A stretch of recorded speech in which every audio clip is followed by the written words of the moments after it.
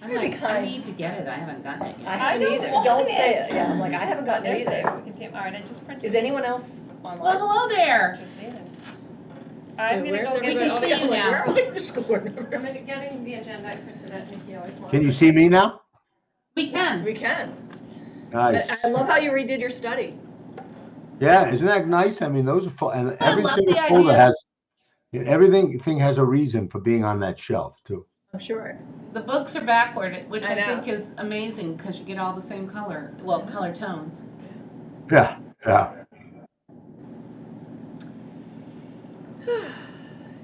Crazy day. Yeah, today was a crazy day. Sounds like Nikki had a crazy day too. Oh, I always have crazy days. What made your day crazy? By design. By design, every day is a crazy day. Go 90 miles an hour. No. No, John was texting you, because his car was at got it. Judd's. So Got it. John was texting for me. Oh, good. Yeah. You want that? It's for you. Okay. Here's Lindsay. Yeah, speaking of Lindsay Perkins, there she is. Where's the There's a board? couple more to pass Flash. around. I don't know. Nobody's contacted everybody. Where's everybody? Who's got the baby tonight, Lindsay? They're Who's got here, baby just tonight? right over there.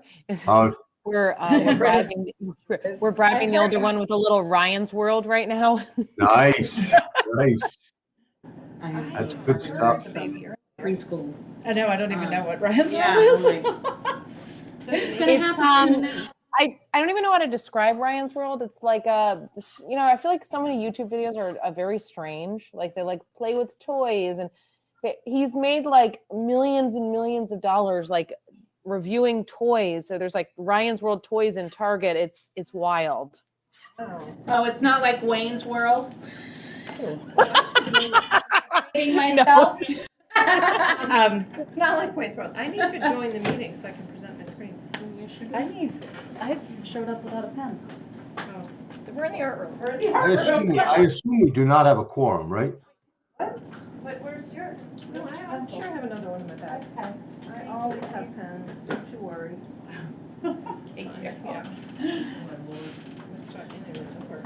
Yeah. It's been there, Hey, so- Sarah. Hello, Sarah. Okay, To see you. drama parents, how many of the shows do you go to? Do you go to all three? I know. Or do you? I tend not to go to. No. I tend to go to two. Because there's I would go to all three, but there's kind of an issue of like leaving enough tickets for Yes. everybody, you Right, know. I So know. I always worked one and went to one. yeah, that's a good way to do it. Oh, Yeah. that I didn't For think about. volunteer. Yeah, I know, my grandparents are coming to one. Oh, there's no pain. Yeah, Yeah, you not can go to kind of opening night, spread out, you so know, there's like- somebody at each one. That's what we do sometimes. I think we'll do Friday night and Saturday night. I'm worried I'm gonna be vaccine with the costume. Oh, with the Airstream. I want Wait, to. you're worried you're gonna be what? Backstage with the costume. Oh, to have to like do changes. How would I keep up with the weather? It's fall outside again. I was just sitting at baseball practice freezing. Oh, I'm not boy. giving up on the Not giving up on the flip flops. We missed you last time, Sarah. I know, I'm so sorry I You missed. were doing good stuff. I was supposed to be doing good stuff. Oh, no. I had this really exciting book event that night, and then I came down with this horrible flu, Oh, and I had to I was so sick. I was like, it wasn't COVID, it was like this awful flu. I had to cancel all of my Yeah, book Silas stuff. was just sick from COVID's cousin. Friday to yesterday. Yeah, Yeah. it was We weird tested though, him for but it was, COVID I haven't 3 been that times. It sick was just in like Trevor. head a cold, long time, like low grade fever. mhm. We tested him so many times. Trevor, and it was like, it's been going, and everyone in my family got it, Yeah. so. So I'm good right now. I know. Trevor was on the couch from after school Wednesday until Sunday night. Yeah. And I finally, he like started to perk up Sunday evening, and I was like, going to school tomorrow? And he's like, yeah. Like, I gotta go. But he didn't go, he didn't play any sports. He didn't do Somebody said I know. You were around them all day. Somebody But your said immune it's system influenza is like A. steel. Like I have influenza no idea. A is making its way. If I'm in a classroom with So- him, Oh, maybe I've already had it. Till the end of the year, I told myself I was just gonna wear. Oh, God, no, you can smell it through. I know, middle school, man, it's rough. Yeah. Really rough. There's a scent, there's a special scent. We're missing Heather, and I'm so Colleen. sorry. Heather and Colleen. We do have 3 people. so- We do have 3 people. Can't they smell themselves? We have nobody else on the meeting. Okay, we're gonna hang for a bit. If somebody else shows up, then, You wanna hang for a bit? well, maybe Are until we we a get. quorum? Yeah. Yeah, there, we're at a, well, we were already quorum, but. Heather squad. Woo! That's Okay, what I want. All right, let's see. I can start recording whenever you're ready, Nikki. I think we're ready. Thank you, David. how are you? Good, thank you. I like the camper look tonight. Thank you. I haven't seen that one yet. All right. He's not really It's like an air leaving us. He's just. Okay, we are now recording. Right. Okay, so we're gonna call the meeting to order at 6:06. So first item is changes or additions to the agenda. I have 2 things. The first I'm gonna put under items for discussion, but it'll be a brief discussion because I wanna bring it back next month, which is our treasurer's salary. And then, because we share the treasurer with the town. And then the other one, I was just gonna put under am I allowed to speak under public participation? Absolutely. Because it's kind of just an announcement, it's not really, okay.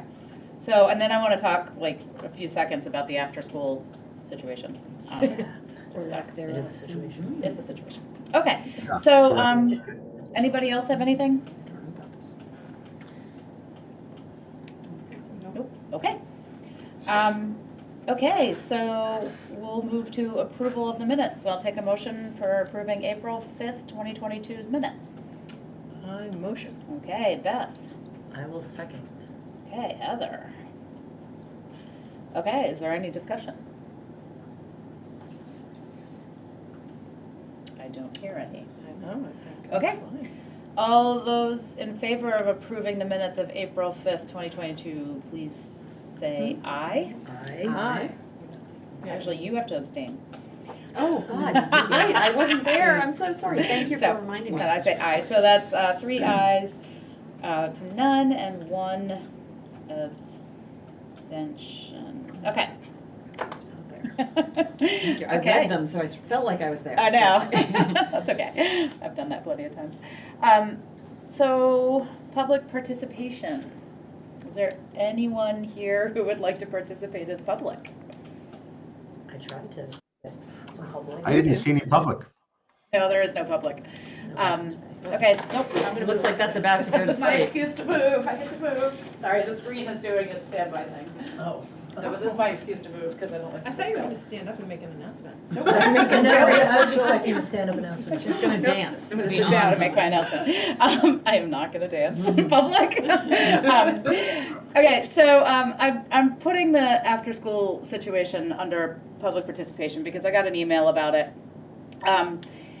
So the rec center had to close the after-school program because they didn't have enough staff. And they had every intention of running it. They just didn't have enough staff. And we They don't. had 3 staff that left all at the same time, Right. and they just didn't have the capacity to Yeah. hire it. So we don't have enough staff. And so, like, it's really awful for the families that use it, but it's not a situation that the school is in a position to help with right now because we can't even staff our own building during the days and hours that we are required by law to staff. I mean, we did help in the way of altering support staff contracts of Right. people that wanted For to the work coming, there. yeah. Right, for this whole year. We also lost. Yeah, those employees same that- people. Yeah. Yeah. Yeah, so just, we'll do Yeah. everything we can to. Yes, so Make those people available to the rec program. Yeah. Yeah, so that was, I mean, that's kind of my announcement, is that there's nothing that, from a hiring standpoint, because we can't finish hiring ourselves, and the town has every intention of restarting it in the fall, and so I think at this point, we're gonna suffer through Well, what I'm hearing too is it's a timing issue, and so, because we end a lot earlier than other surrounding school districts. So Oh. if they can't get high schoolers over here Yep. to do the aftercare or things like that. Yeah, Gotcha. John and I talked about that, and we reached out, or I reached out to Windsor High School because I did, we do have a bus that comes back with our TK. Yeah. Goes to get, kids at a program, the ACE program in Windsor, takes our TKs, comes back with kids that are at a program in Windsor, Hartland kids. And those Windsor kids can ride that bus here and get dropped off at the rec if they choose to work there. So we're trying to be So that would be good. creative and flexible, yeah. Yeah. Except unfortunately, so many high school kids do sports Yep. that They it's do. like, you can't, It's tough. they're not gonna be the ones probably that are gonna take the rec center job. So, Could Val at Four Corners take anybody? Would that be an option? Because the older kids require much less supervision. She's just up to, okay, right? Yeah, Well, I don't know. Four Corners? I think there was an age limit from when other Yep. kids went there, like Right. age 7 or something. I'm wondering if she might be willing, if she had any To expand. capacity, because the supervision would be lower, if she could take, Yeah. they might be able to take a few. Yeah. I think they have to be 12 and up. 12 and up, is that what he said? 12 and I think under. they have to be 12 and under. But the rec isn't much more than that. It's- Rec is 12 and under. Yeah, that's about the Yeah. 12 and same. under. So, And she could, I mean, I heard from a couple families, I know that one of the issues was, it was really short notice, yeah. and I think, I'm one of the families, yeah, yeah. and John was trying to, I think he was trying to. He was trying to last minute. hire, Yeah. and it fell, whatever Yeah. he had in place fell through. I think, his preference would be in the future to have school employees also working at the rec, which is a great goal, but nothing I can enforce. I mean, I can't make them. Right. If they choose to, then we can work their contract to make that happen. Right. Yeah. But if they don't choose to, I can't force them to work there. Right. So I spoke with the town manager, Dave, he fully intends to have that program up and running in the fall. I mean, and he has said that is his intention, but there's a hiring shortage everywhere, so I Right. can't guarantee it. Well, yeah, and I think part of it too is pay level, in that it's a little unfortunate that, the town budget had already passed, so it's kind of like, Right. I don't know what kind of wiggle room they have. It's $15 an hour that John pays. He is trying to up it a little bit. He did a little research. I think the Hartford program starts at $15.50 an hour, so we're not that. Yeah. It goes to Yeah. $19 an hour. So I don't know that we're, Yeah. Yeah. it is. And they couldn't charge parents to make up the difference and offer a little more. I mean, I suppose that would be the other. It's $15 a day right now, So you're paying for 1 basically hour from for- like you're paying an hour, and it's what, like 2:30 to 5. 5:30. Yeah. Yeah. 5 and 5:30, 5. 2.5 hours. Yeah. So, Yeah. So he has put in some field trip things that they're doing. So they're coming to pick up kids, taking them to Vin's, taking them to different places, so that that provides some support for families. That's It's nice. more expensive, yeah. but I think Yeah. some families have coordinated. They're sharing kids on different days. Yeah. But there are a couple families that are really impacted. Yeah. Yeah. It's the world we're in right now. It's not a good solution. Yeah. So, And there's no chance that the school would run something I with our own do staff. not know that That would would be be feasible. that. I know. yeah, Because we don't have people, we can't get people either. right. No, and it's not that you can make a teacher do that work. You know what I mean? No, but I'm thinking, there's other staff and teachers. I know from before my time here, there was a year, maybe 1 year, 2 years, where the program was run in this school. And I mean, Angie can speak to how that I went if can you'd like speak her to to. it because the program was on school grounds. Any thing that had to do with harassment and bullying, at the time I was the assistant principal, I had to deal with. And Rooms were, it's a different level of Yeah. supervision out there that is not the same as this level of supervision vision that happened during the day. And I think our staff really felt the impact of that as well, because behaviors that happened after school were being also coming into during the day. So not only did it take administration extra time and effort to deal with those kinds of things, behavioral and harassment stuff and bullying allegations, but then there was that whole behavioral piece. And That seems like The the level. total opposite of what I would think, because you would think if it's in the school, the same behavior expectations would be. yes, but the training for the staff Well, that's what I'm and the saying, like, after-school if- program was not present. And Well, prior to Ray's That can be death, changed. prior to Ray's death, we were working on offering a training that was, at that time, we were adopting PBIS. Yeah. And, yeah, so we were working on that because we recognized that having some consistency from during the day to after school would have been very helpful. It was still a rec program, it was just housed in the Still, school. yeah. But it was also, I believe. because it was free, I think, or. It was, grant yeah, funded. Jeff found some. Yeah. there Oh, we like some found, I funding. think it was ESSER funding. It was No, grant. well, Esther didn't exist Oh, it then. wasn't. It Or it was like So- Title I, I think maybe Yeah. like used Title I We for did have, so I wasn't grants manager then, but it might have been some Title I for Yeah, after-school that's right. programming. And then part of the challenge was that there were parent volunteers because it was such a huge program. Yes. Oh, he And- did yeah, that me too. program too, where he had parents volunteer to do, sort of like enrichment Yeah. activities. Yeah. That was different than the after-school care program. That was an Okay. activity Pretty program. well integrated though. But they could come and go. Yeah. And we also maintained the after-school help in the library that Ray Barrett That's right. Yeah. Yeah. saw. That was great. Yeah. There was like, yeah, a Yeah. homework club. It was such a great thing and it required so many more people and Yeah. so much more training than we had access to. I think that was my takeaway. It was like, it could, Yeah. if we'd had been unlimited awesome. funds, it could have been awesome.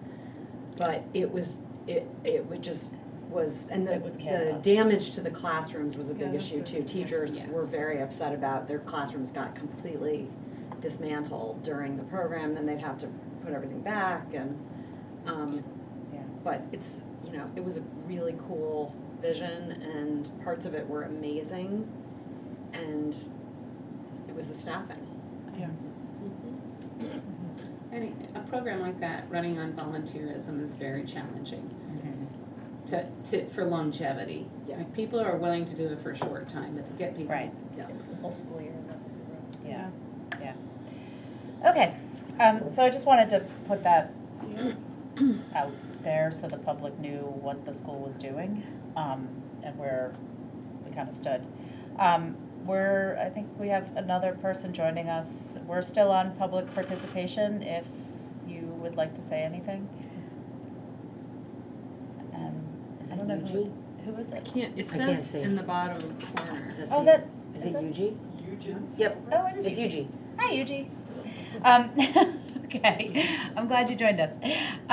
Okay, so we'll move on to the principal's report. Got it.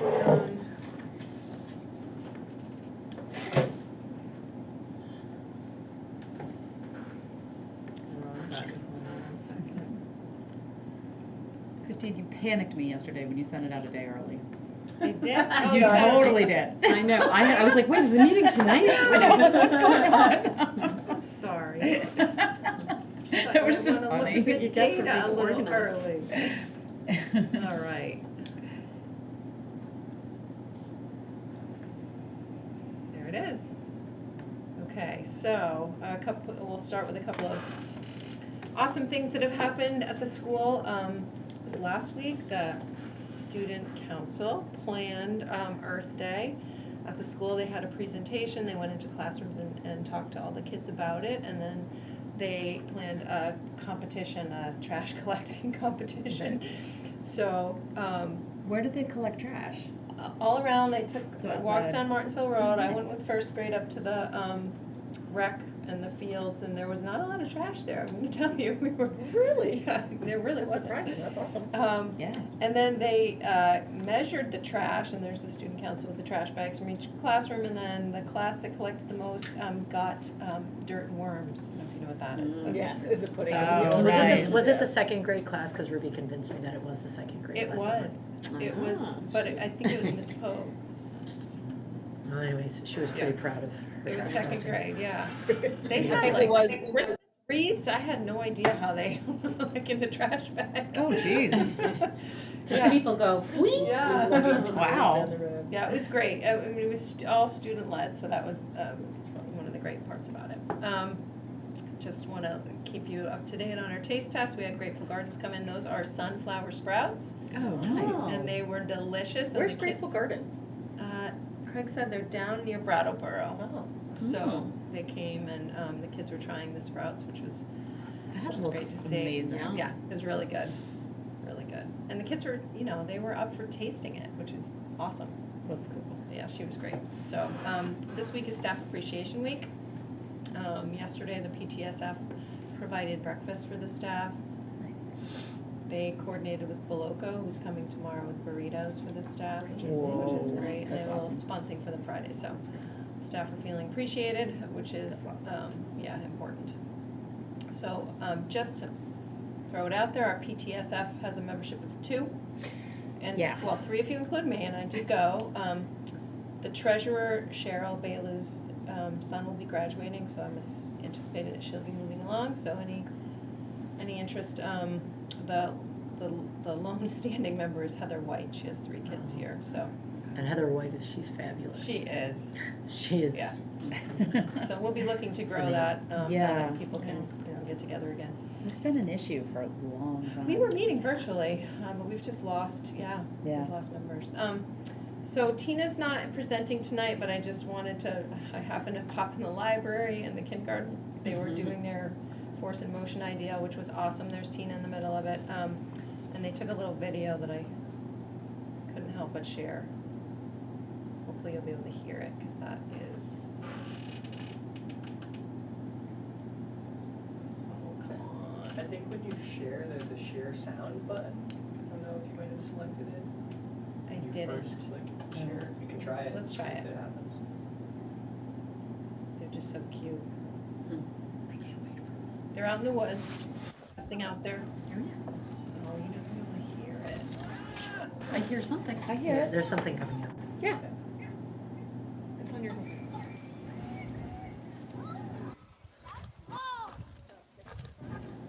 Oh, cool. Oh, that's great.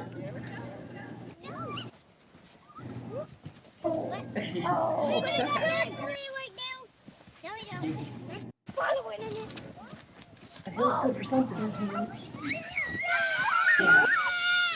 Oh my gosh, I'm just as excited as they are.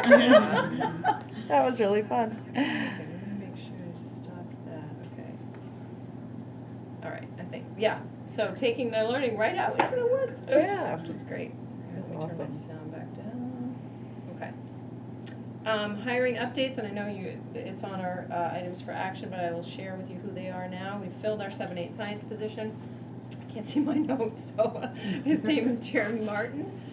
He's coming to us with 14 years of experience, 14 or 15 years of experience teaching.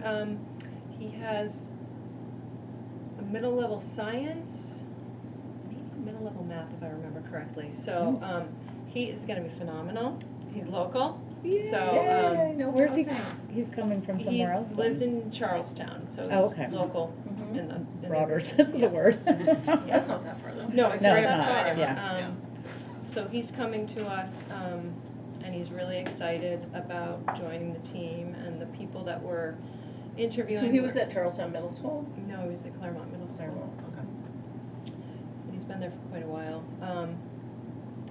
Some of our questions are tailored to collaborative interdisciplinary work, because that's important. So, Yeah. so that's been a challenge. So he's very excited about that and does that.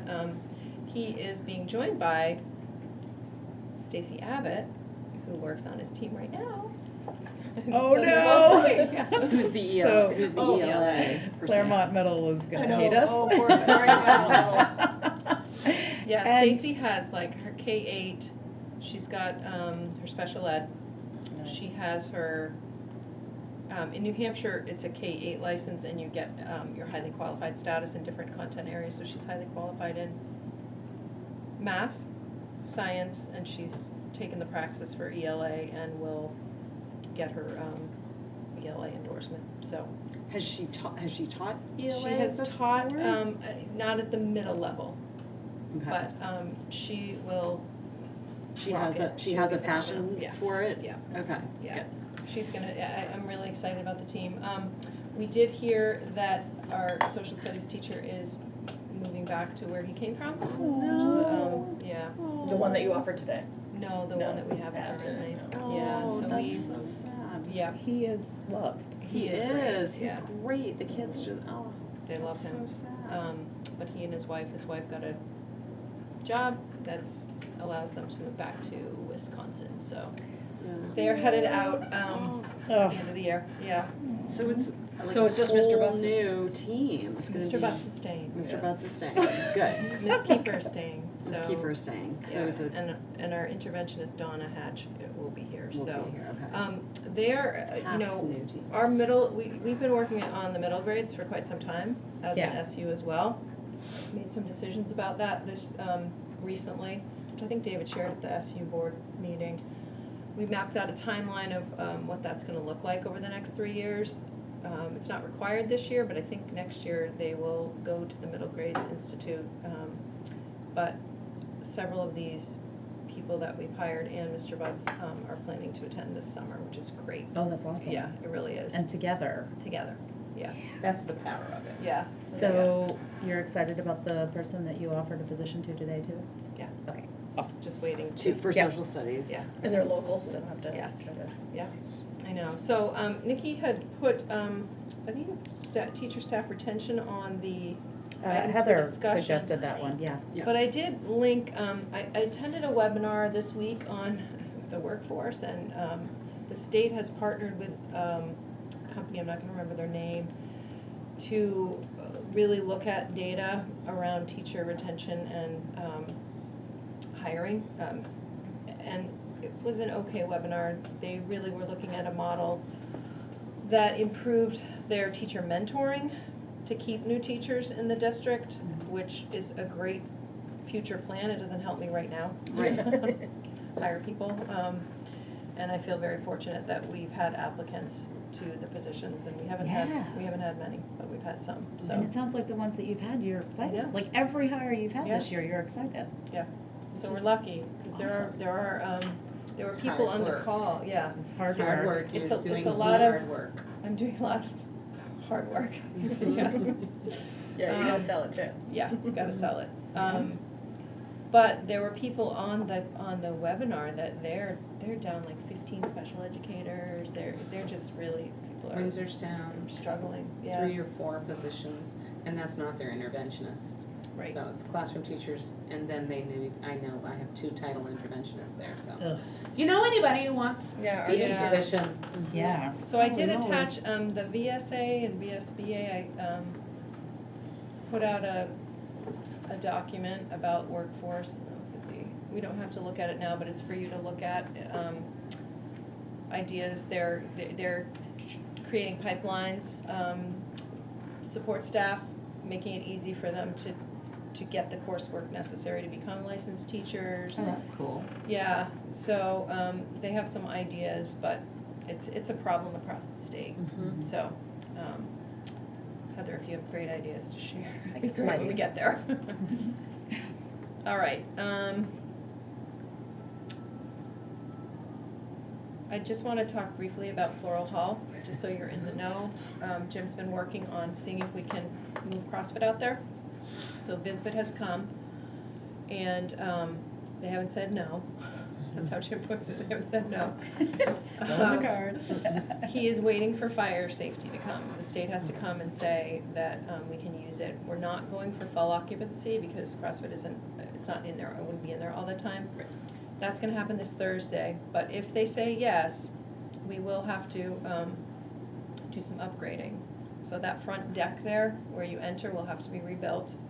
I hope so. And likely the door, Maybe a railing on it. a railing, they'll have to put in a second exit, likely, he said. That makes sense. Paint, it'll have to be cleaned out, painted, and rubber mats on the floor, so there will be a cost to that. He estimates 20 grand, and then in the following year, he would recommend, if it goes through, he would recommend that we allot some money from our capital reserve to pay for windows and just upgrading. Oh, make He it like thinks a he can make it building. work for a year if he gets approval, but it would be money, and it would mostly come out of supplies and building repairs. That's existing money in FY '22. Okay. Do we have, like, I mean, we've got parents, meaning that could help, like, I'm sure somebody's dad is, or mom is a contractor and can, you know, build us some new front steps and stuff like that. Like, is that being looked at and like It gets- painting and things like that? Painting probably, when you're building things, there's just like so many codes and rules, and Yeah. so it's just more complicated, because it has to be up to grade, up to code for student use. Yeah. So I think they'll that's, definitely look for contractors, but for bids, I would imagine, you know what I Yeah. mean? I think something like that is more appropriate for the Woods project. And tapping that crew. And contractors right now, like, we're not gonna get somebody to Yeah. volunteer Right. time. You never But I mean, know, yeah, you don't know yeah, until you yeah. ask. Yeah, Yeah, Yeah. and You never I'll know put that until you out there. ask, so. yeah. And Jim thinks a lot of the work can be done with the maintenance staff that we have Mhm. during the summer. Yeah. But yeah, Heather, I'll definitely bring that to his attention. So I would like to know what you think about that, because it is money that we didn't anticipate spending on Floral Hall, and, you know, I don't wanna move forward unless you think Remind that's me a good again idea. why we need to move them? Do we just need that room? So, yeah, we need the space. So if we move CrossFit out, it will open up, I don't know if you know where they are. Yeah. They're on the far end, those rooms that used to be early childhood Yeah. rooms. So kindergarten would be there, kindergarten, TK. So right now it's fourth grade, CrossFit, TK. So we'd move kindergarten because we have an additional, our bubble's moving to middle level, so we need an extra classroom for, we have one fourth grade? Yeah. That small bubble. So we need 2 classrooms for every grade level. So K will be down there, 1st through 4th would be in the middle hallway, and 5-8 would stay in the orange hallway. We also have an autism program next year that needs space in this building, which we're trying to figure out. So will they be on the middle school wing? No, they'll be in the old lodge, because they need a bathroom, and they don't need a huge space, but Yeah. for some reason, space is just a hot commodity. We just need new buildings. Yeah, we do. Throughout the whole Right. state. Everybody needs new buildings, speaking from a Yeah. place that So that would be the plan. We have a plan B if it doesn't happen, but, I mean, my thought would be, if you guys think it fits within the existing budget, I think it needs to happen. And I also think, like, And is CrossFit used on a daily basis? it's used, not all day, but yes, it definitely takes care of some of the overflow in the multi-purpose room. So it's really hard to share a dining hall with your gym. It creates a scheduling nightmare, to be honest. We can't, it's really awful to have lunch going on with with gym kickball class. On the other side. Even Yeah. 2 gym classes at once Yeah, is so it's really not hard. even maybe necessarily CrossFit, it's just another space to It's a hold space, the- they could do yoga, they Yeah. could do, Yeah. different things it's out also there. good for kids that need a timeout. Like, Yeah, we do the brain breaks. Yep, Yep. And that's kind of missing this year, isn't it? Like, it's CrossFit's scaled kind of back, yeah. shut down. Yeah, it's not completely shut down, but there's not a lot of time in the schedules for it, so. Yeah. So I don't know what they'll say, but if they say yes, I think it's a great idea. Agreed. Yeah, I Sure. think, more space Okay. the better. Okay. and it's a building that It's is just only sitting housing there for other old things, fitter right? sets, No, so. exactly. It's true, it's true. Yeah. Okay. I've got this is the TMP data, the panorama's not in our dashboard yet, so I can't share that with you. And staff are finishing some of the Yeah. stuff today, so. So the TMP, this was the one that was just completed recently. This is spring, and I will tell you, it's last week's data, a few more kids have finished, so the data changed, but I didn't have time to update it, so. Oh, wait a minute, what just happened? Sorry. It's the last slide. Clicked on that.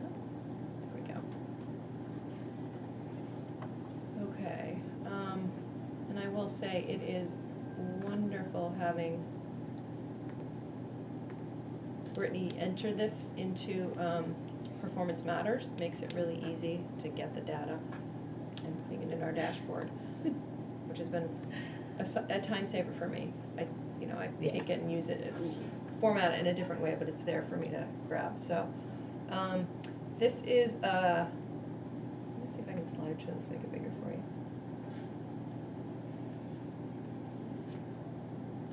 Oh, it does go slow, huh? This is student attendance data, average monthly attendance during the year. And Very good. it's pretty high, 10%. I mean, the highest spike was in December, and it's come down, but 10%. I feel like it tracks with COVID though. Yeah, it tracks exactly with the. That's what it looked like. It does. It does. It's still a lot. It is, but we're not having kids show up. I mean, I'm sure that there are problem kids, but like, if a kid sniffs, most parents are keeping them home now, Yeah. So we'll hope for. Are you feeling like it's something else? Like kids are staying home who, No. not because they're sick, but for other reasons? I mean, we have a handful that Right. we know, and But we're But that's been stable for a couple of years. Yeah. So it seems like this is pretty we'll hope it decreases next tied to year. COVID, yeah. Yeah, but I also think that it's a new awareness of spreading germs. Yep. Totally, yeah, and Which just isn't necessarily embarrassment, bad. you know, I had a kid who I know didn't have COVID, he felt pretty good, but he was sniffling, and I think about his teachers Right. who are gonna Right. listen to him and think, am I gonna, Yeah. I'm not sending that kid, Yeah. and Yeah, no, I I think I wrote people are, Silas's teacher. right, I and was think like, everyone "Stop feels this that little way. guy. Yeah, no, which is great. He's gotta which wear a is- mask. Yeah. He doesn't have COVID. Well, yeah, and the It's kids just are like- afraid to cough. Yeah. Yeah, So- yeah. So we'll keep tracking. I mean, you can see where our goal is. Our goal is about 4%, so we're above that. But is that goal based on previous, I don't know where that pre-COVID? goal came from? Do you? is that a pre-COVID goal? Oh, Well, I it's part think, of our plan, right? we pulled it from, it was part of our plan, but I don't know that we had a methodology to why we picked that goal. Okay. I feel like, I mean, I would, It might have been like a 10% improvement or something. Mm-hmm. I guess I feel like with a new people paying attention to not spreading germs, that maybe isn't realistic anymore. And I Yeah. don't necessarily wanna encourage, Sick kids in school? No, me so maybe it is higher and Yeah, maybe our goal is too low. Yeah, it could be. yeah. So we'll just keep, it's interesting data to keep an eye on. It is interesting, and it does, like, the curve is Mhm. Yeah. the It's a little same. suspicious. Yes, okay. So here's to track my progress over time. This is ELA, fall, winter, spring. There are Second some, graders. I know, look at them go, right? There's been some growth, which is 'Cause we're being actually- great. Oh, look at fifth grade too. Mhm. Yeah. But there's been some dips as well. We haven't had a chance, the staff hasn't done their data dive with the interventionists. We're planning that on Friday to go a little bit deeper into the data. We do know that we looked from a bird's eye view and noticed that foundational skills are low. And so that is one of the things the interventionists are really targeting with their groups when they're looking at the data with teachers and setting goals. The data for the middle school is actually really impressive because usually 7th and 8th graders, they I know this, but they just like nosedive. They tank, yeah. And it's impressive that it's not a huge nosedive at all, Mhm. that's not, super significant, so. Yeah. Nice work. That's good to know. Yeah, look at that 8th grade. Yeah, they've I know. made some great progress. And the kindergarten, I mean, they dropped from the winter, but They did, and the test gets harder as they get older. Yeah. So. Right. Yeah, and it's not always, there's move-ins, there's move-outs, it's not perfect, it's not a perfect science. Yeah, A kid or but- two can Mhm. sway it. Yeah, especially in a small class, but, the math, Ooh, actually, 8th grade. eighth grade got better, but it's not as Mhm. high as we'd like to see it. ELA heavy class. Yeah, Bunch of readers. They are. They're a bunch of readers apparently. readers. yeah. The 7th grade's math. But we're looking at the data, we're looking at our math program. I mean, it's time to start looking at stuff like that, so we have a plan for that, which is great. I'm ready. But when I dug a little bit We're deeper, gonna and talk about math programs yeah, when you're ready. I took the significantly below in winter and spring, and so these are the kids that scored in the bottom Yep. quadrant, right? Yeah. So this is about, are we closing the achievement gap, right? These are the kids that struggle, Oh, and I mean, I was actually pleased that there was some Yeah. progress. There's some Oftentimes there's not movement, and there has been progress. One of Yeah. those numbers is my kid. Yeah. Everywhere but 6th. Yep, They have Kindergarten. improved. and kindergarten. Yeah. Yeah, look at 3rd grade. They did. So those kids moved from either yeah, red to yellow, or red to, got to green. or, yeah, right? So it was very encouraging. You went up 100 points, like, so I don't know what they're doing. Well, But I it think, was- I think our intervention Yeah. plans are working. That's Um, awesome. So that was That's good. math. This is ELA. Also, some movement. Wow. See, that Yeah. goes again, the Yeah, 7th 3rd grade grade. is math and the 8th grade is ELA. Mhm. Did you see the 7th grade I- had 0 what happened kids? with Yeah, that's interesting. Significantly Yeah, below. That's really I know. interesting. Good question. Good. That's why we Make look up at of the data. kids. exactly. What's going on? What happened in fourth? That's a question. The data inspires that 6. question. Everyone else is going Yeah. in the right Six, direction. yes, I have a kid in 6th. And So that's it is, interesting to me. I It's was like, For both. really, it was heartening to see that there is There's some- movement, because some oftentimes kids who there's are- not. Yeah, struggling. Which is good. yeah, the intervention work is working. Yeah, so we're in the middle of SBACs, and I'll be able to bring you that data, maybe next month, we'll see. Doesn't SBAC usually take? I We mean, can get that, the I data think is we almost can- instantaneous. We can get it. I feel like um, it takes months. It's We not, can get it, we can't release we it. can't release it, it's Mm. often embargoed for a while, so we can't Like, really share it at a till public fall. meeting, but, yeah, So we can't do anything. Yeah. right. Okay, so I'm gonna go back to this tab, and then I'm gonna, oh, no, I have one more slide, then Lindsay's gonna take over. So just kind of some things that are happening. We are having our last community dinner. It will be a barbecue outside. We get to eat together for those that want to come. Great. I've worked with John and the rec, and he's gonna do some family games, activities for people that want to participate, so. Oh, it said 5:30 to 7:30 on the invite. Did it? Yeah. It's to 6:30, I know that for So sure. just double check. On the invite that went out today? Yeah, and I couldn't get into it. Okay, I'll talk to She them about resent the link. She resent it. Yep, and then I think it worked. that. Okay. All right, I'll talk to you about that. The 8th grade trip, the kids decided they are choosing Fun Spot in Queensboro, New York. They're gonna go on a steamboat ride and some other things there. They are working really hard to earn the $4,800 the trip will cost.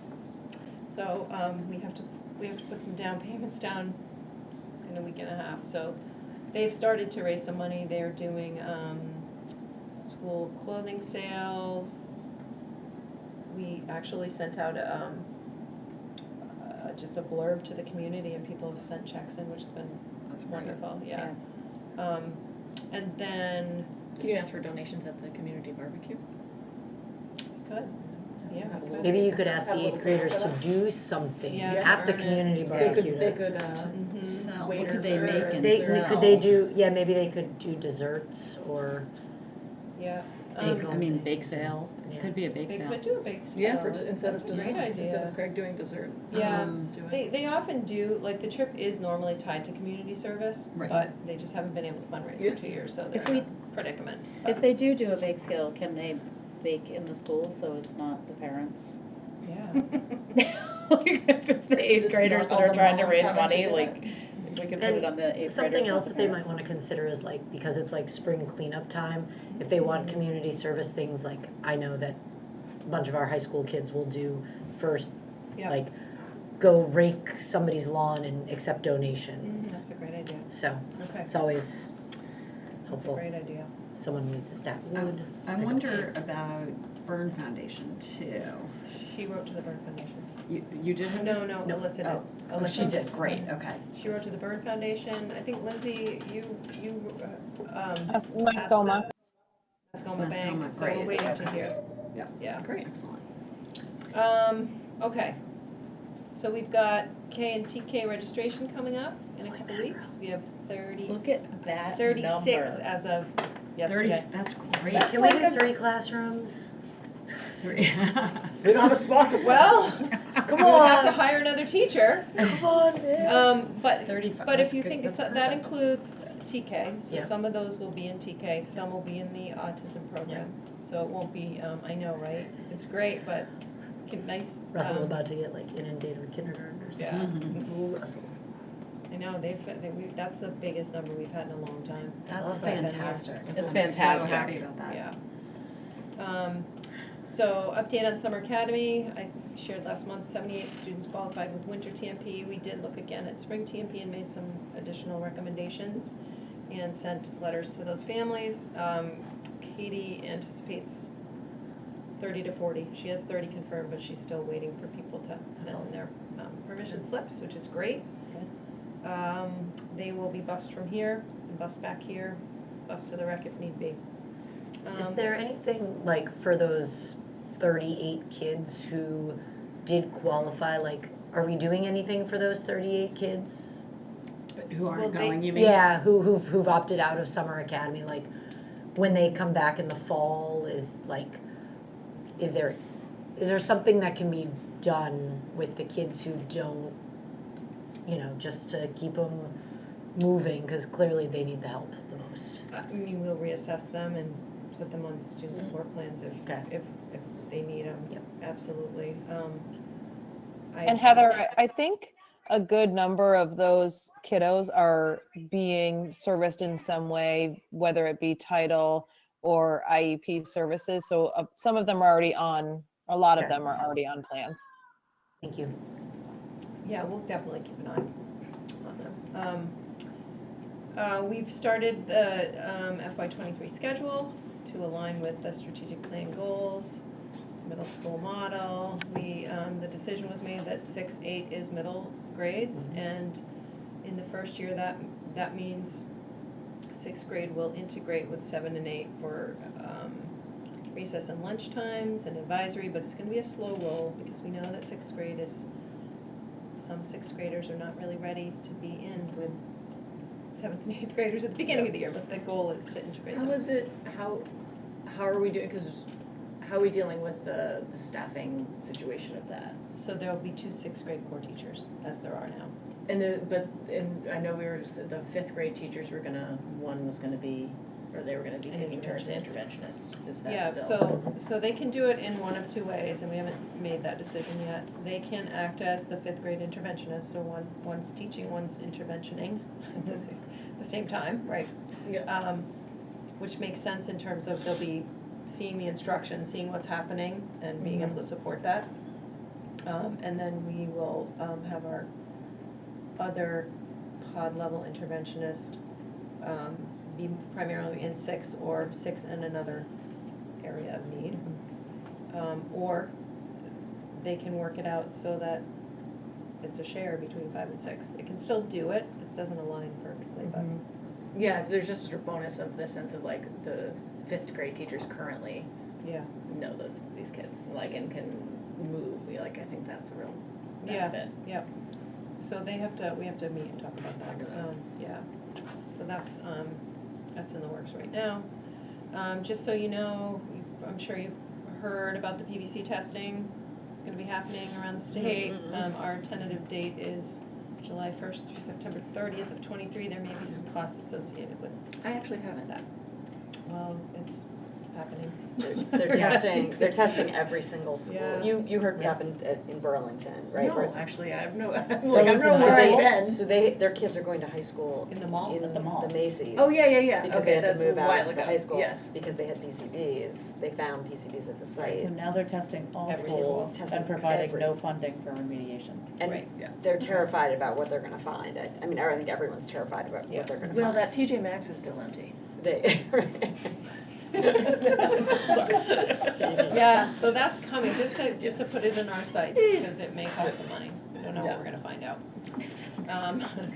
So just, talent show's coming, staff versus 8th grade basketball is coming, and end of year staff celebrations we're starting to plan, so just kind of things are coming to a close quickly. And then we are planning on offering some summer work for staff. Angie's been putting that together. They will have a couple of opportunities to work collaboratively, to work on co-planning integrated units of study over the course of the summer and get paid for that work, which is That's great. awesome. Yeah. Yeah. Okay, so Lynn's, good news. COVID update. only 4 cases. Only 4 cases since we met last. Isn't that great? Yeah. Whoa. And yeah, we had a ton and then it just like one Well, week. that's spring Yeah. break. That's right, because that was everyone got huge. it. Yeah. We So- burned out. We just kind of burned hot and then burned out. Yeah, very so we'll get interesting. we'll get one, but not like a ton, which is great, so. Okay, now it's Lindsay's turn. Okay, so Nikki, I'm following back up on the Nowhere to Hide book that and I think it was February. I looked back. Was that right when you did that book report? Sounds. I think so. Sounds about Yeah, right. I don't know. Okay. I'm traumatized. Yes. I know the crazy winter time. So, Yeah. so what I did was I pulled some behavioral data that could possibly speak to the work that he did. And so what I did is I kind of used the following parameters. I looked at a sample of kiddos that have been identified either with a specific learning disability or ADHD, and then behavioral write-ups coded as defiance, disrespect, or disruption. Those, based on the coding system that we have, I felt like kind of fit in the best way with the work he was doing. So I chose those because they really, I felt like they aligned with his, his acronym FACE, the fear, anxiety, stress, and escape. And there's Lori just talking in the background. You can go to the next slide, Christine. So this, I kind of did it in 2 ways. These are the school years 18, 19, 19, 20, 21, 20, 21. The one on the left are 5 students that I selected that have a diagnosis of a specific learning disability or ADHD. And what it showed, there's 9 defiance write-ups, 9 disrespect, 9 disruption. And I think with all of these, it's tricky because not everything always gets written up. I pulled it from the system that we have that we put write-ups in. So I wouldn't necessarily use 9 as like a hard and fast number, because there certainly are others that are just addressed in the classroom that may or may not have a write-up attached to it. And then the chart on the right is 5 students that I randomly selected that do not have a diagnosis of a specific learning disability or ADHD. And so it showed, the defiance and disruption were similar, a little bit lower, but disrespect obviously was certainly much lower than it was in the students that were diagnosed with a specific learning disability or ADHD.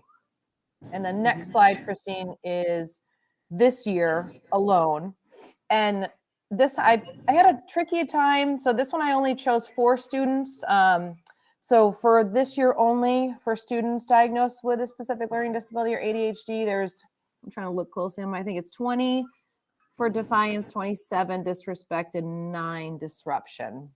Holy And the moly. interest, Lindsay, can I yeah. ask a question? I'm sorry. Yep. When you say 20, those 4 students have been written up 20 times for defiance. Correct. This year alone. So, yep. Got it. I just- 27 for disrespect, plus 9 for. Together, combined. Yeah. This- Combined.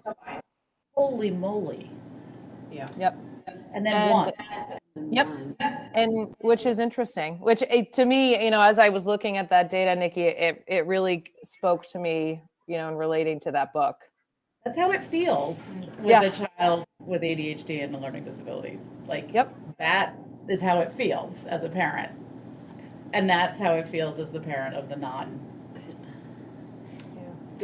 The disrespect is interesting. That seems to be a. Well, and that's one Well, of it's also the. impulse subjective. control. How do you decide it's disrespectful? So How do one you- of the lines of his book is, if you're a teacher and you feel like this kid is preventing you from doing your job, Yeah. then you need to think twice about how you're treating this kid. And that lines up exactly with disrespect. Yeah. And so these kids are being told they're shutting down, and they're being told they're disrespecting the teacher by not doing what the teacher's telling them to do. Like, it could be just work refusal, right? Yeah, true, yeah. Yeah, work refusal Very gets written down as Right? disrespect. And they might say, oh, that's disrespectful. I've asked you Yeah, to do and this. and often some of those I noticed with this year especially, that one fell under defiance as well, like a work refusal. Lindsay, Yeah. thank you. This is. Oh gosh, yeah. So then the next slide, I went, so I kind of wanted to walk through what we're currently doing. So our admin team and the trauma champions meet with Dave Melnick on a semi-regular basis. He is, if you haven't heard of him before, he's phenomenal. He is this amazing person in the realm of trauma-informed work. Our teachers utilize trauma-informed practices. We build relationships. We use as much predictability and consistency as we can. We give supportive feedback and try to foster any feeling of safety that we can for them. We utilize collaborative problem solving, and I'll go into that a little bit more detail in the next slide, as well as responsive classroom, which I'll talk a little bit more about in a second as well. So collaborative problem solving, and if it's something we want to hear more about, I'm happy to come back. And Kieran Zito actually is, and also a great resource, who's our home to school liaison. It would be an amazing person to invite if we want to learn more about collaborative problem solving. But it's a way to have a conversation with a student or a person when there's a problem. So each person names, how the problem is affecting them, and then together you collaboratively try to find a solution to whatever the problem might be, instead of just a conversation where an adult kind of imposes his or her opinions or thoughts on a child. It's more of it's a conversation together to find a solution that both parties can agree on. And if you want, I'm happy to, in a later meeting, if you'd want, I'd be happy to invite Kieran. It really is a wonderful way to get student voice and to help them be a whole lot more invested in what they're doing every day. I think my one comment on that is that works when the kids are still receptive to engaging with the adults. But once the kids are terrified of everything, then it falls apart. So. Yeah, it could definitely become more of a challenge. You're right, Nikki. Yeah. And we also utilize, the next slide, Christine, is a responsive classroom. And it's like a quick 1-minute video that kind of really talks about what responsive classroom is and how powerful it is. Want me to click on it? Yes, please.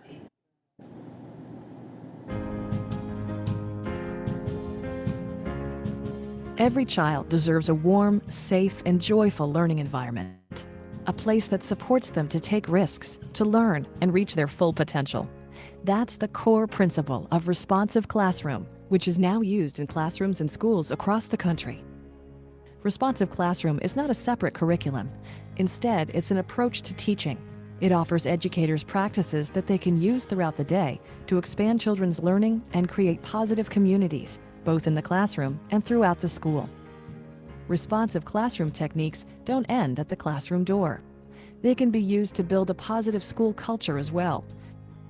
2 major studies concluded that the responsive classroom approach increases student engagement, improves academic achievement, decreases discipline problems, and leads to more high-quality teaching. Responsive Classroom has helped me to become a better teacher. So I think it's totally changed my approach to how I interact with them. I noticed a change in my effectiveness as a teacher with morning meeting and with Responsive Classroom as a whole. My favorite thing about the Responsive Classroom is that it works. I've seen it work as a classroom teacher. I've also seen it work as a building principal. Everyone is invested in what we're doing for kids. And that's the power of school-wide responsive classroom.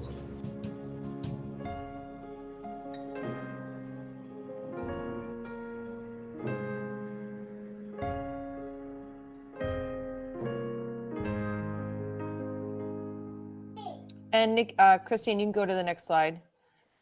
So, and responsive classroom is a wonderful, whoop. Got that, hold on. Hold music again. Okay. It's so good, you had to play it twice. So, and what are we doing next? I wrote to the Byrne Foundation and received a wonderful amount of money from that foundation to be able to offer the 4-day responsive classroom core course for teachers this summer. So that I'm working through the logistics and the details to be able to offer that to teachers without them needing to use their PD funds, so we can all use some of the really positive aspects of responsive classroom.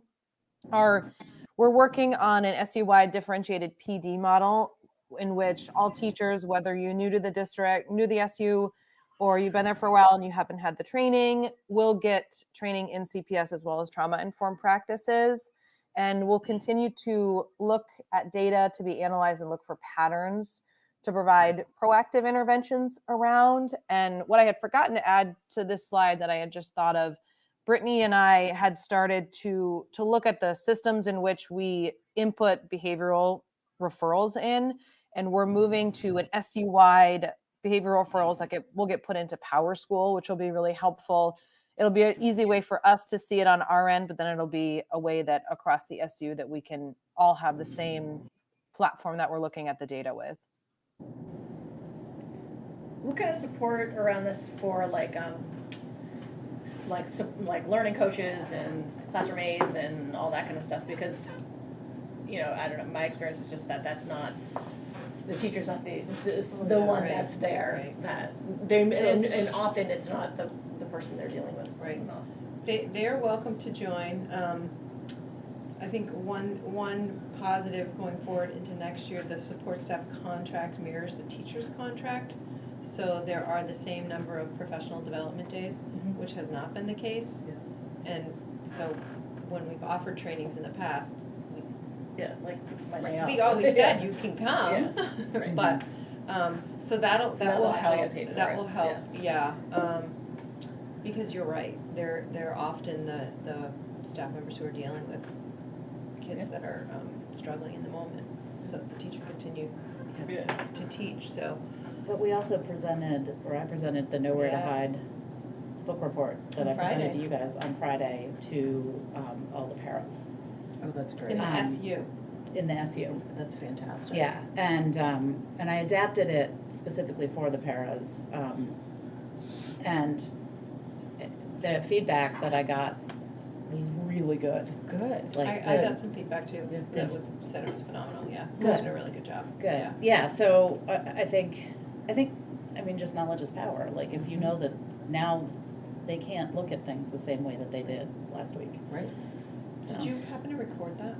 I didn't, and I wish I did because it was a good one. Yeah.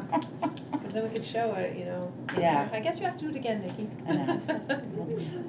And Christine, you and I have toyed around with the idea, and I'm sure we could either maybe Dorothy Byrne wouldn't mind another letter, you know, funding, doing a book study for the staff, which could be a great way to do it. We would just need to find the funds to pay for the books. Yep. I think, and I mean, like, I would pull that data into the presentation. Yeah. I was just gonna say, could we show this to teachers? I think the teachers need to see I think that's this. a really powerful thing, just to, you know, then as you're writing disrespect, it makes you think, wait, who is the kid? But they need to see the many- presentation first. Like, they need to really understand how they're tied that's together. probably true. Yeah. Yeah, and we have talked about embedding that book study into the differentiated professional development for teachers in that system, but, you know, also maybe it's worth a staff meeting. Yeah, and even I mean, yeah. And I can do it, but I think it's really powerful coming from a parent who's lived it. You know what I mean? Mm-hmm. Well, and experienced it as yeah, a kid too. Right. Right. Yeah. Yeah. So, lots of work to be done in that realm, but. Yeah, we need to get this out to our teachers though. Yeah. They need to know the difference in the way that kids are being, like the kids that need help the most are getting the most behavioral referrals. Yeah. So, Yeah. So we can work on that. Yeah. I'll put that on our list, Lindsay. I'm curious why this year was so different than. This year, well, the trends over time for behavior in this school have decreased, right? We put a lot of things in place. Yeah.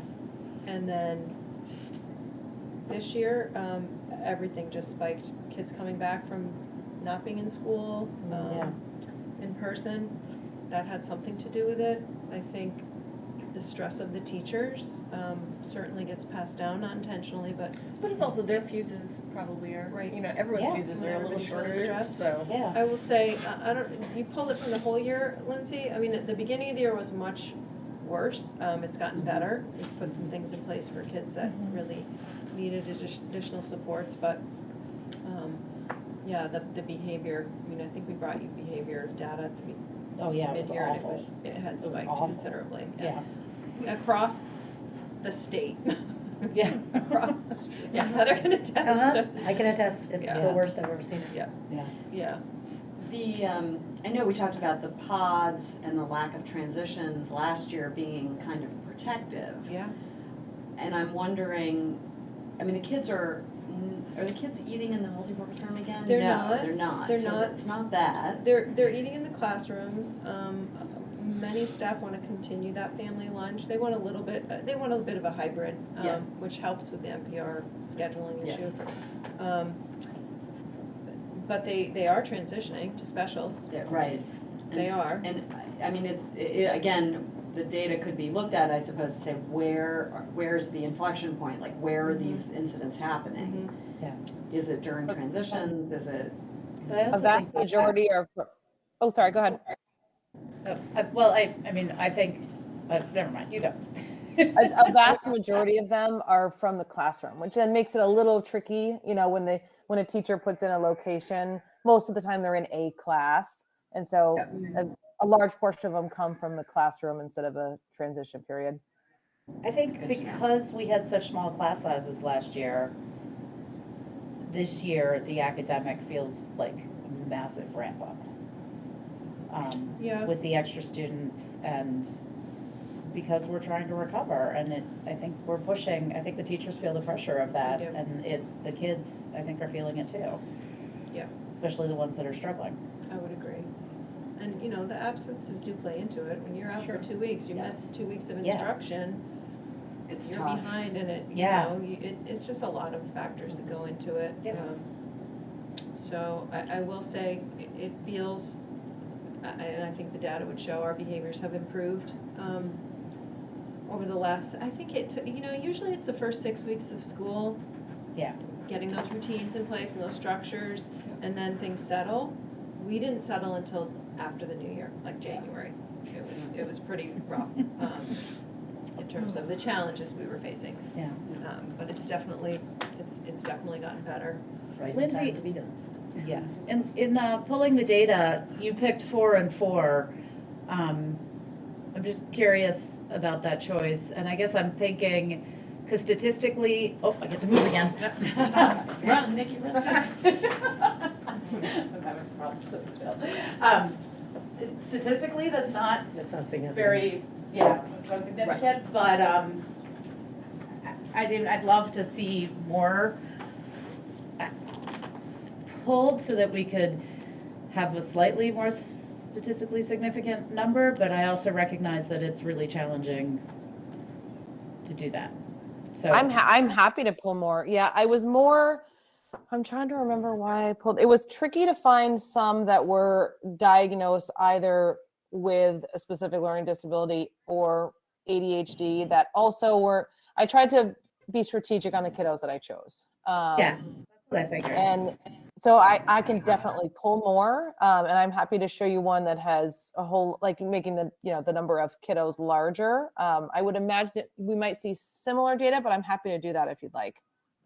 I feel like if we present it, what I'd like to do is present it to the staff, And I feel like 4 and 4 is too small to. It's not enough to It's say, not to make believable. conclusions. Right. You can't Yep.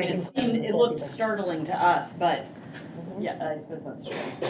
Yeah. Yeah, well, I'll pull those and I'll bring them to the next meeting. Does that work? Yeah. And I'll just pull it similarly. Yeah, like if Okay. we could even, I mean, I know that 10 technically probably still isn't statistically significant, but at least that's getting into the. Double digits. What? Double digits. Yeah, it's double digits and it's a little bit more believable. Yeah. Lindsay, when Happy you to do pulled it, the- absolutely. When you pulled the other 4, are you pulling from the same grade level as the student that presents with ADHD or a specific learning disability?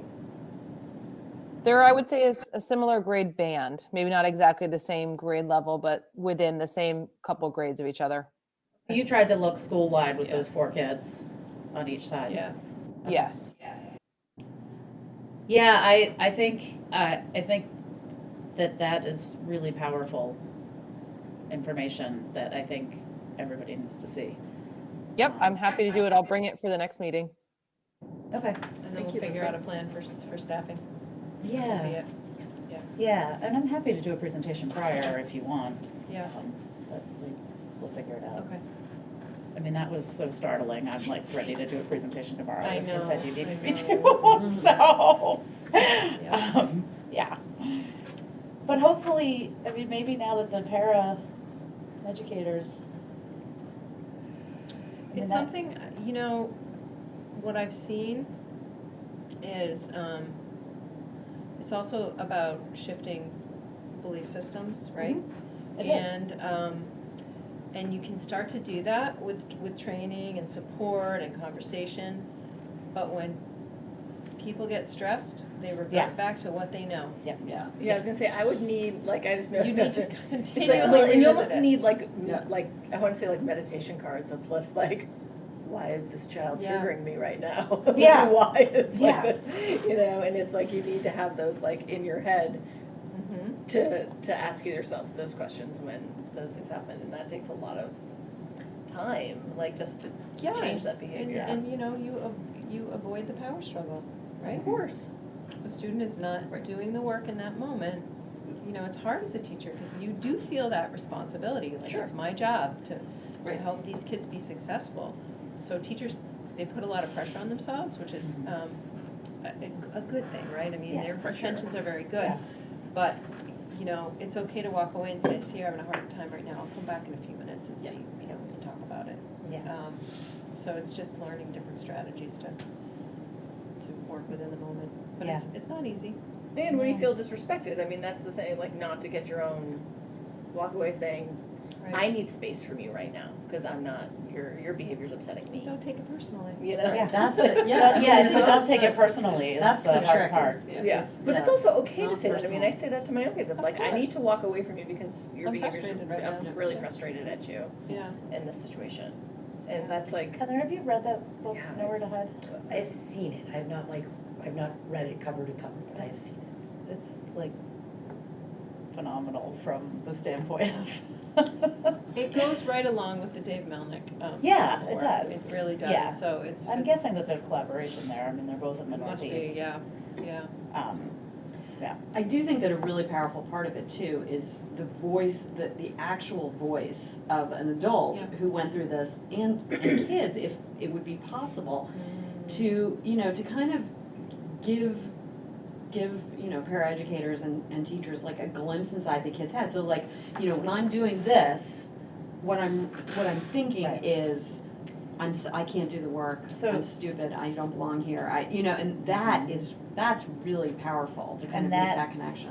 Is what I incorporated into the new presentation. Good, okay. Yeah, and so That's great. And so here's the funny thing, and I think this was actually an idea I had during the question and answer part of the presentation.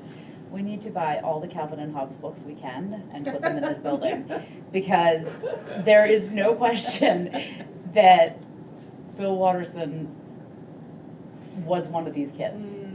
I literally was just because I was I'm wonder if Calvin and Hobbes would be a good example.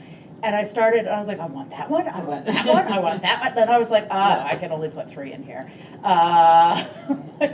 And so having books that these kids could read, and like I said this in the presentation, it's funny that that was the first book that I could read. And so it's just ironic that like now looking back, it was a book about me in the classroom. And it was the first book that I was actually capable of reading. Because you were motivated. It was interesting. Well, I connected with it. Right? Yeah. And I didn't learn to read till 5th grade. So, like, yeah. So. All right, I'm on it.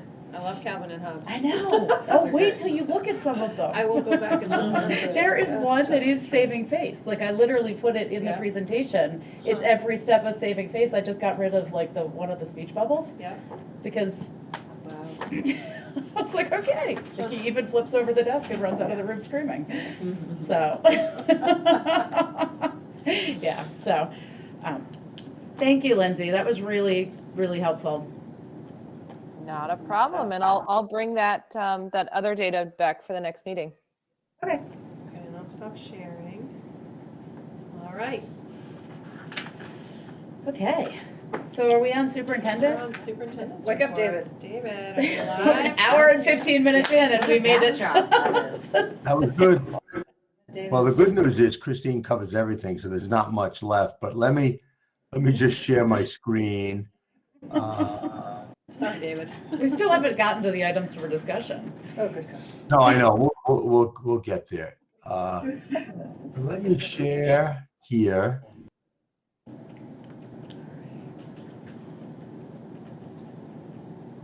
He's got only got 2 slides. Right. Everybody can see that, I assume? Yeah. Okay, so we'll go through this pretty quickly. So let's just some updates. Some of these will be similar to Christine's, but a little bit different. The equity audit proposals, I think the equity audit's going to be an important way to start next year. And we've got, out of the 10 vendors, we did get 4 decent proposals. So we're partnering with Springfield. We have a process set up. We've got people identified on our side. I'm just waiting for Springfield to identify their folks so we can get together and vet those proposals. We really want to make that decision before the end of May, if we can. You've got certainly Heather Poe. We took people from the task force and from boards to do this work. You've got Heather Pogue, and right now I've got Colleen Spence on the list. I don't know, Colleen, did you know you're on that equity audit review committee? He's not here. I guess. Okay, Colleen's not here. Well, You're not here, you're doing it. It's like, oh, all right. She did volunteer. And I'll keep everybody posted on this, but it should work. I know Christine is also going to be part of this, so that's because and certainly that's an important part, to just make sure we get the right vendor to do this work, and we do have the funds because we have not hired a DEI person. We've got funds in ESSA to pay for this. I want to shout out to Tina Canfield. I think Tina was she's only been with us a couple of years, but she was a great find, and she's done such a great job getting contracts out, both at will and union contracts. Good news that contracts have been returned, and we're only dealing with a few extension requests, or the ones at Hartland that Christine mentioned that aren't returning. But I think Christine, Angie, anybody will tell you that Tina is so responsive when you email her, and you want to get a contract written, because a lot of times, we're competing with other districts. So the quicker we can get a contract out, especially for a new hire, the better we are. Friday, I've alluded to this. I'll get some more information out to you, but there's a parent gathering, virtual. It's on Zoom, with Mike Nicholson. Many of you remember Mike. He did our portrait of a graduate work. He's no longer with Battelle, but he has created this leadership center on his own, and he's working with districts across the country. And his big push is for this idea of self-directed learning, which is very much a part of our plan, and getting kids engaged in the learning by making them part of of decisions around their learning. And he's got a group of parents that have been involved in schools that do this kind of work. They're going to share out on Friday with parents, from our SU and other districts around the country. So it ought to be an interesting meeting. And you do have a couple of Hartland parents confirmed. I don't have the list right in front of me, but I know you sent me some names. And of the last 3 names you sent me, Christine, 2 of those have confirmed. So you will have Hartland parent representation there on Friday. So that's good news. The middle level work, Christine mentioned it continues. You have almost a totally new team, which is difficult for historical purposes, but actually for transformation purposes, sometimes a new team is helpful because they'll all do that learning together at the Institute this summer. And I think it was just a sign of their commitment that they were all willing to do that Institute this summer, because it's not in our timeline for requirement until next year. So I think that's good news all the way around. The calendar's final. Matter of fact, I'll drop the link for the calendar in the chat just so you've got it, but it'll go out. It's not any much different than what you got the last time I sent it out, but essentially we sprinkled those 4 early release days throughout the calendar. And schedules, as Christine said, are in process. The good news is because we've got some coordination to do between buildings, especially with the Algebra 1 kids and some itinerant teachers and special education, that the principals are kind of sharing their schedules with each other and working on those schedules together. But the day will be extended a bit further, pretty much back to our pre-COVID days. It'll look a little different in each building because schedules, before we had a unified contract, were different across the SU. Now they'll all be the same, but we're looking at somewhere between a 10:25 to 10:35. I'm sorry, a 2:25 to 2:35 dismissal. And quite frankly, that's going to beg the question of after-school programming. And I understand that that's got to be high on the priority in all of our schools. Right now, though, and I think this is key, I'm glad to hear that, Dave is committed to trying to make this work next year. Because one of the things we found, and I think Angie spoke to this with bringing the program in to Hartland for that 1 year, even though it was still run by the rec department, you then own it. And so what we've got with after school programming across the SU and the other buildings is it's always outsourced, right? So we don't have any after school programming that belongs to any one school district. And that was the beauty of the rec center, is that the kids had a place to go, which was different than where they went. And so I think that's going to have to be a high priority next year. June 2nd. So go ahead. Would we ever offer like busing kids to Windsor or something like that for after school instead, trying to combine our resources? I did talk to John about that. Yeah. Go ahead, Christine. Go ahead. I did talk to John about that, and because that was one of the solutions we were, can they do it? And we didn't get into it deep enough, but I think, why wouldn't we? I think if Dave can pull it off, that's the easiest solution. But I do think there are backups, because Windsor has, they have a Bridging the Gap program right in the building that's contracted with Bright Futures. It's an after school program, and then of course the rec center. So, and we do have buses that go back and forth. That's the beauty of, to some degree, the high school kids going to Windsor and vice versa. And those buses kind of do travel the roads. So I think if we did come to that, I think we could work it out. Again, it would be capacity at the Windsor Rec Center, and there would be some cost associated with it. I think I heard somebody say, do kids pay now for the rec program at Hart? They do? Yeah. Okay, that's good to know. I wasn't sure how that worked. $15 a day per kid. $15 a day? Okay, yeah. And they must at the Windsor Rec too, although I don't know. Do they? What was that, David? Do they pay at the Windsor Rec too? Do the Windsor kids pay at the Windsor Rec for the after school? I don't know. That's a great question. I Yeah. would assume so. If it's an outsourced they- program, yeah. I'm sure they Yeah. must. Yeah, I know that a lot of the kids, well, not a lot, but some kids do go over there.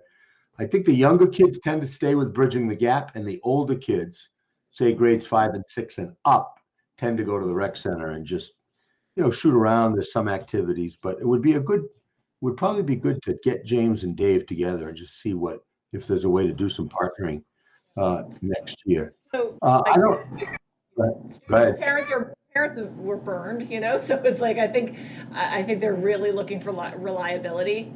So even Right. with the Hartland, I think there's going to be parents that say, we're not going back to the Hartland rec because we figured out this other thing, or we got another spot someplace else, and we just need reliability. And so Yeah. I think we just need to really be careful to be able to promise that for. No, that's true. That I would be really careful, because it's and it's always been an issue in all of our schools to keep that after school programming alive and well. But we've tried. And the other thing too is not that you want to, it's not easy, but there are also other private childcare providers. Mary Ann, when she ran her program up in St. Johnsbury, she probably had 20 to 25 kids that showed up after school. It was just part of her, and they get they get reimbursed for some of that rate. They charge for some of that rate. But so that's what I think parents will probably start doing is looking around for after school care. It's not going to be easy to find, but But it's transportation. Right. Yeah, transportation's always an issue. But I think and I don't know, Christine, you would know better than me, but a lot of times our bus routes go right by these childcares too. So sometimes we can get these kids to the childcare. Then I know there's a lot of that goes on in Wethersfield. I don't know as much about Hartland and what the availability of childcare is in Hartland, but that's enough. It's not there. I think Donna closed hers, right? I think so. Yeah, I don't know of any, David. Well, there's Really? There's the Four Corners Child Care Center. Yeah, but that's about it, right? That's about it. And As that's far as we know. Younger kids. That's right. Yeah, that's not good. And the Heartland Four Corners Child Care Center too. Again, we've got time, but that would be another a group to reach out to in terms of what's their availability to expand their programming and take some additional kids, because the bus does go right by there, correct? Yeah, it does. Yeah. But they're pre-K. They're like They're like infants. They have Infants and pre-K. pre-K. I can't imagine them I wanting don't have anybody. any school children. So they don't do a school age program. No, not currently. No. Yeah. It's They by the would way. take, there used to be a couple of kids who had siblings there, so they might have like 3. Yeah, but it's not a wide open program. Yeah, you have to get staffed for that without a doubt. The other thing is, If it's financially viable, then they might. yeah, I know that West Windsor is also thinking about expanding their adventure club program next year. That would be another thing. I'll be honest with you, and I'll say this to Angie and Christine, but I think that wouldn't make a bad, retreat topic for the administrative team this summer, to just kind of figure out ways to coordinate some of this after school programming. I know in Springfield, for example, it's and I'm not saying this is what we need to do here, but it is centralized, and it's contracted out. It's part of a childcare service. So I don't remember the name of it. Does anybody know the name of that Springfield operation? It's called All for One, David. Okay, All for One. Yeah. Thank you, Lindsay. I should have known you would know that. And They you were probably feeding know a kids lot. dinner. They were doing a meal every day as well there. I wouldn't doubt it. I've heard that it's incredibly successful, and again, they're a single district, so it makes it a little bit easier. But I think they locate it in one of the buildings, right, Lindsay? They do. As far, I don't know what it looks like this year, but previous to this year, it was located at the middle school. There's a section, and they did before and after care. Yeah. So it's like, because the elementary schools start later than the middle school and the high school. So Yeah. the elementary kiddos would go there for a little bit in the morning for those that needed it, and then could stay later after school for those that needed it too. And they did a dinner also. You know, I've heard good things about it, and again, I'm not saying that's the model, but you know, we've learned over time that the resources and capacity, if we try to do these things alone, gets tricky. And I think this is a perfect example. All of a sudden, we've got a program, then all of a sudden, we don't have a program, and it's all about capacity. But I think it would make a great topic for either an administrative team meeting before the end of the year or that summer retreat. And I reached out to that All for One, Lindsay, when we were looking at this before, and they were very helpful. They were willing, you know, to come down and talk about how it's structured, how it's set up. But again, it's not easy. But I know parents, you know, they do need it, and I think that, you know, what we have to be careful of, because we've tried this in Hartland before too. We have to be careful of confusing after-school care or childcare with schooling, right? They're very different animals, and I think a lot of times there can be a tendency for parents to want to not maliciously, but they want to lean on school, you know, to extend the day, and it's a question of resources and capacity and liability and a whole bunch of other things, like Angie said, supervision. And in some of these Century 21 schools where they get these big grants and then they just open the buildings up till 5:30. I'll tell you, the early research on that was a lot of burnout among especially building principals, because principals feel like they're on, or the assistant principal is on, you know, not just for the school day, but for the after school day as well. And that it just Yeah. Oh, that makes a lot of sense. I could easily see that. yeah, it's tricky. It's really tricky, and there's a lot of research on that burnout. Let me just keep going, then we can ask questions too at the end. June 2nd is our first community forum. You know, the SU board's been talking about this, right? The forum will start at 5:30. We have one more meeting tomorrow to just kind of finalize this, but Craig is willing to do a barbecue that night. We're going to have our parents barbecued out by the end of the year, but food is always the way to try to get people there. Angie, I don't know if you want to speak any more about it, but Angie's working on a very brief strategic plan presentation. Did you want to say anything, Angie? That was it, right? I am working on it. Do you expect me to have something tomorrow? No. You no, that's Yeah. No. Okay. we've got time, Yes. and we'll have another meeting after that. But What's also exciting, David, is that we're doing the staff presentation on May 27th. So yes. Brittany has asked principals, I think, Yeah. to send in some documentation of how we're already doing our strategic plan, evidence of our strategic plan for a activity with the staff, and then we can use that same It's a video. that same thing for the community forum. Oh, that's great. So that'll- that's two birds with one stone. We like that. Two birds with one stone. And quite frankly, you know, we worked hard on that strategic plan, and it's there, and it does get referred to a lot, and there's a lot of work going on around it. But COVID interrupted it. We know that, so we got to get back to it. That's the bottom line. And everything's timelined out really well there, and people worked really hard on writing that plan. So I think it would be a shame if it didn't. And I know it will get resurrected, but the more people, because the more people that know about it, especially our communities, I think the better off, you know, we're going to be. Just awaiting the decision on an interim superintendent. I'm going to miss this work tremendously down here. I know I've said that to all of you already. I'll never put a team like this together again administratively, and I'll never work with boards that are as committed to individual students as I've gotten down here. And I don't want to short any other district around the state, but you have a very unique situation in Windsor Southeast, and I know we've worked hard to get it to improve it, but you know, the way you all work together, the way you all really care for each other, and I'm not just talking about in Hartland, but the way you've grown that collaboration across the supervisory union is just incredible and heartwarming, and it's not happening everywhere. Trust me. I just talked to a superintendent yesterday where one of the school boards has locked him out of the building. Can't go in there. Oh, boy.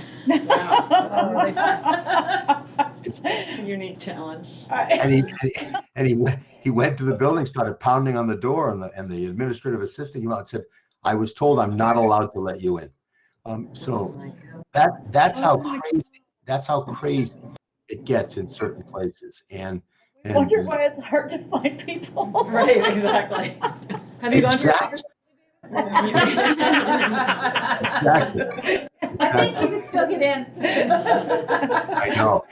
And I'm just hoping and praying that I don't regret this decision to work closer to home. But I did do a lot of investigating about, their boards and, all of that stuff. But it'll never look like this. And I'm very well aware of that. And you should all be proud of that work.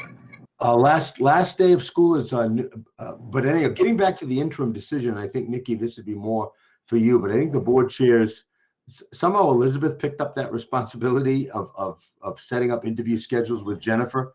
And I reached out to Amy today, and I said, because Elizabeth did send out an email to the 3 candidates on Friday, but then there's been no follow-up since then. And what I'm worried about is the transitional work that needs to go on before the end. I'm worried that we're already late.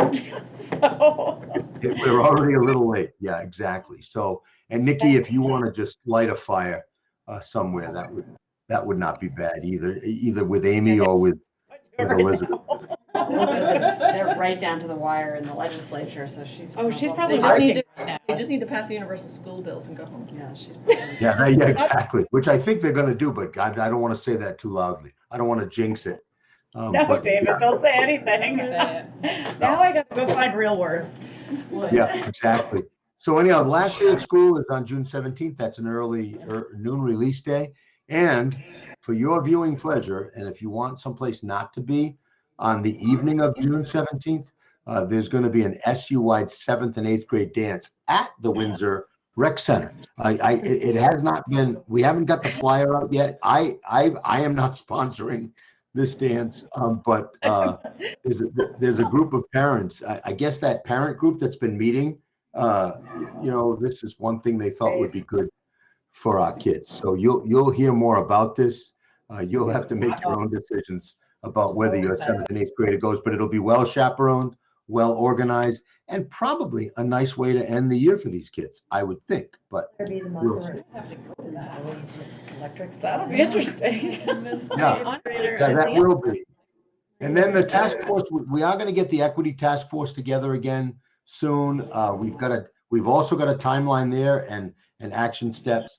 And then Mary Gannon, I think our first meeting with Mary Gannon as a board, and I know not all board members can be there, but I think it's May 10th, if I'm not mistaken. She's going to work on, really just helping everybody define the terms and do the work that she's been contracted to do. So it's just exciting that this work is continuing in our SU. And we were also very blessed to be part of that Vermont statewide leadership network with Lavelle Brown. And we're going to, it'll be up to the interim and the boards, but I think we'll continue some of that work with him next year. So that's it for me. I'll stop sharing here.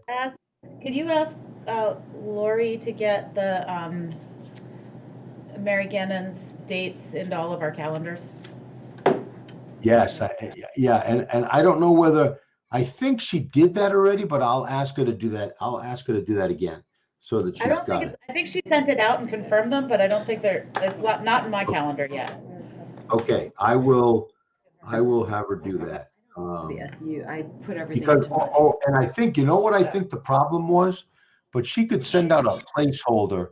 Mary Gannon wants to use Zoom for those meetings because she's much more equipped to use Zoom. Oh. So we have to wait to get her. Okay. Yeah, she's been in California till last night, but I'll stay on that, Nikki. Okay, yeah, that would be really good. But you can block out the 10th, and we'll get that link out to everybody. That's the first one. As we go forward. Board, David? Is that just for the board? I thought that at the last meeting, maybe Elizabeth asked if anybody could go to that meeting. community? Well, I think it'll be warned, and so the public can come. And I would, I'm gonna try to be there because it's virtual. I mean, most of it, essentially it's all virtual. So I would encourage any community, public, I'm gonna put it in my email blast, and we can, I think it would be nice to have, I mean, it's not gonna be, the public won't be able to interact. It'll be the board that'll interact, but at least they can be there and listen, right? And hear what everybody's learning. And I thought Mary Gannon did a great job the last time, and we had quite a few public on the last time she attended. Awesome. And how long are these meetings supposed to last? I think they're just, let me look and see. Hold on one second. I think 2 hours. 2 hours. I think it's 2 hours. Yeah, I think it is, 5:30 to 7:30. I know the time is not great, but we'll get those locked into your calendars. And I think, and we know that there are some people who can't be at certain ones, but Laurie picked the best dates to get the most board members there each time.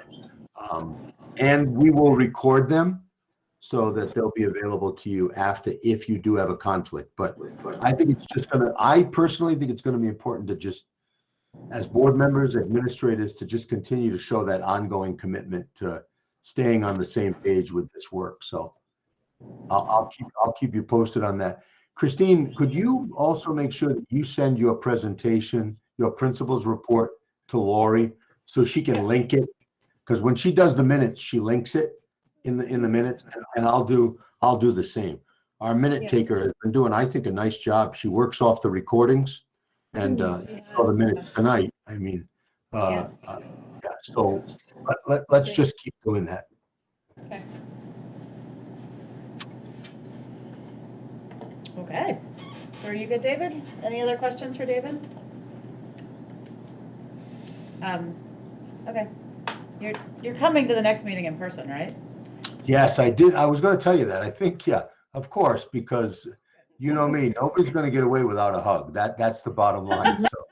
So and these virtual hugs are not worth anything. So no, they're nothing. Yeah. No. Yeah. So I'll be there in June. Okay, good. Okay, so I think we're on to items for discussion. Brief discussion, right? Brief discussion. Items for brief discussion. Okay, so teacher staff retention.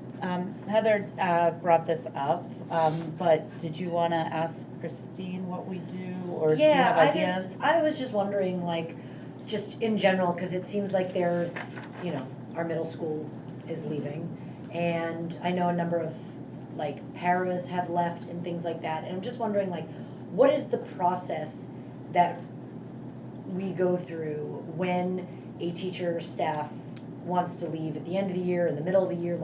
Is there a interview, an exit interview that's taken? What is done with that data? Just so that we're clear as to what's happening with that. We've done Tina in HR will do an exit interview. She doesn't do it all the time, but she does some of the time. And I don't know what she shares the data with me, some of it. The teachers, and if I wanted her to do it, I could certainly ask her. I know why the staff are leaving, or I know what they tell me, so maybe there's more to it, right? So, I think it's a great idea to have it as a common practice. Yeah, I think it does. I think it needs to be a common practice, just so that we can see if they're, and what questions are being asked.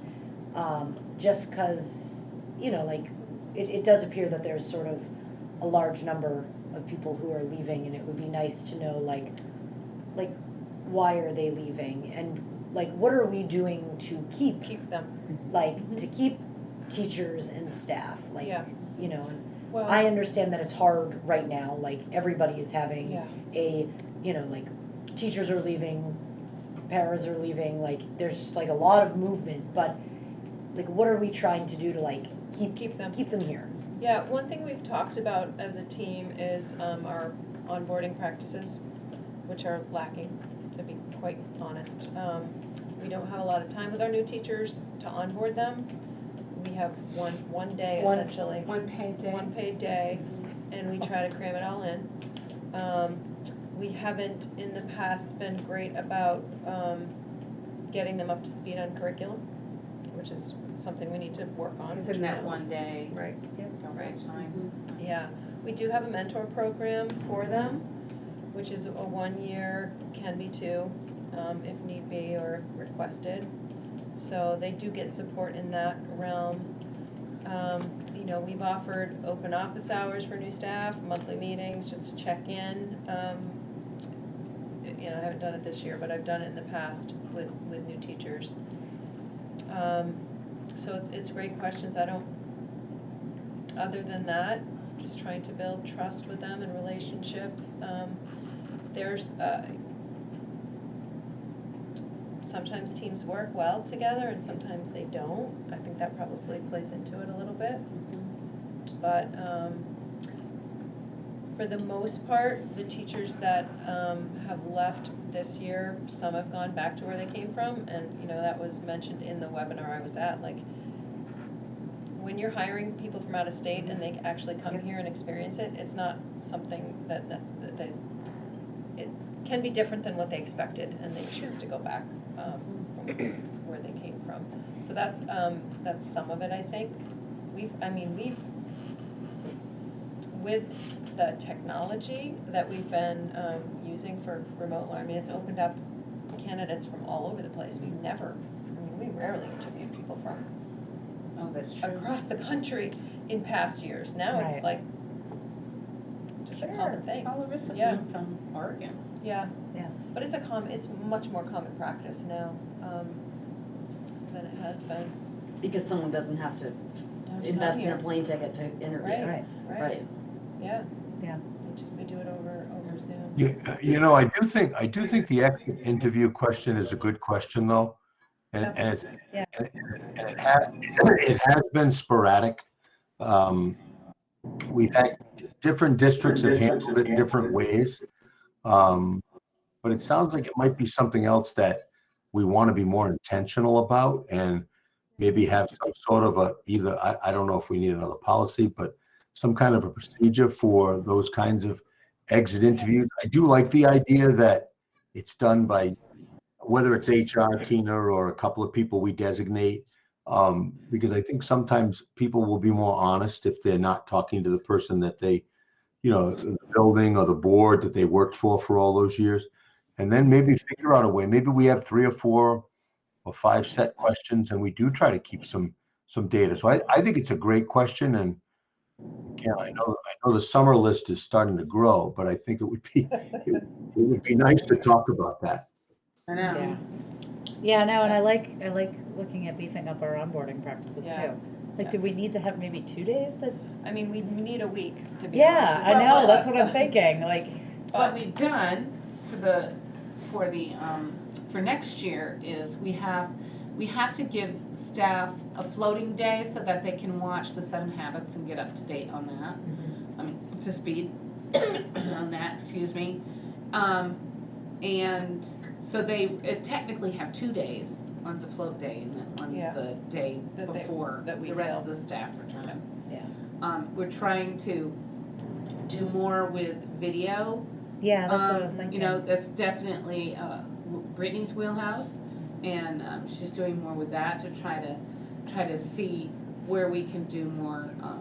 Like if staff can have small periods of time that they could then do a training, and because it all bounces off their forehead. Right. Everything Is thrown just at them. it's coming at them so fast. So something that just hit me, to throw out ideas, like maybe getting the new staff together, and it wouldn't be paid, but for just an hour once a month over the summer, maybe just a cocktail hour or whatever, just to all be on a call together and get more familiar with you, Christine, and Lindsay, and just to have more FaceTime so that when they show up, they know each other. Yeah. And they know you guys really well at that point. It gives a bigger sense of security. I don't know. So My experience coming into a school building as an outsider, also mid-year, was also really interesting in the middle of a pandemic. But How was it? I don't think you can repeat that. not great, not great. And I still, it was very lonely. And I think part of it is I'm a district employee and I work across several schools. And I'm no one's responsibility to orient. And so I was talking with like the speech pathologist and the physical therapist and all those people that like we share space with, and we were all in the same boat. We had to clear the halls drill, and all of us look at each other going, What do we do? what the hell do we do? We do train them on that. You know, I will say. and so, That's good. Get out of the hall. Yeah, get out. I knew that much, but I was like, is it my responsibility to go into a classroom? Like, is that best served for that? So there's just so many of those things that make it so that we are still the outsiders. And so I think as a district, really looking at those people that are moving from building to building, and how do you make them part of your community, and have them feel like they're in your school. They're not just like the service, coming in and out. I think is really important too, because there are kids in and out of our room all day, but then we kind of come and go, and who's that lady? Yeah, for sure. Are there any patterns that we've seen when obviously if someone's moving back to their hometown, right? That's not us. That's not. Happened twice this year. Yeah. But there are staff who are moving to other school districts, and I'm curious, are there any patterns that we've noticed? What are the things, are they moving? Yeah, they move to districts that pay more. That pay more, right. I mean, I think that's Lebanon, a really Hanover, important. Lebanon, Hartford, those are the three that pay more, and they're in close proximity. And they're right. And so if you live in New Hampshire, which has happened, you work in New Hampshire, you don't pay Vermont state tax, which is a significant amount of money. Yep. To be honest with you, so that's happened as well. Yeah. It would be really good data to collect so that we can make some decisions around, policy. I have a couple of other questions too. Sorry. I have, one of my other things is like the mentor program. Like, I know I'm a new staff's person mentor, and like, I feel like whatever you've got to do to like beef up the mentor program, like do it, like invest in the new people who are coming, because it's really important. And like, we've got money to like take them out for dinner and provide lunches and, like things like that. Yeah. And so, and as a mentor, like I did training with my mentee. Like I went to those, those new days that they have with them so that I could sit with them and be like, yes, and let me tell you about the clear the hall drills. Well, and it's I hate to say it, schools are cliquey. Yeah. It Yeah. is. Yeah, like it it's is. the cool it's the cool science kids over here, and Right. whatever. It's the same way. And so it's like you really do need to break those down. And it's totally it's those old crotchety teachers. Like it totally is. I actually see it. I drove by the other day, and most of the staff were outside, and I was like, oh.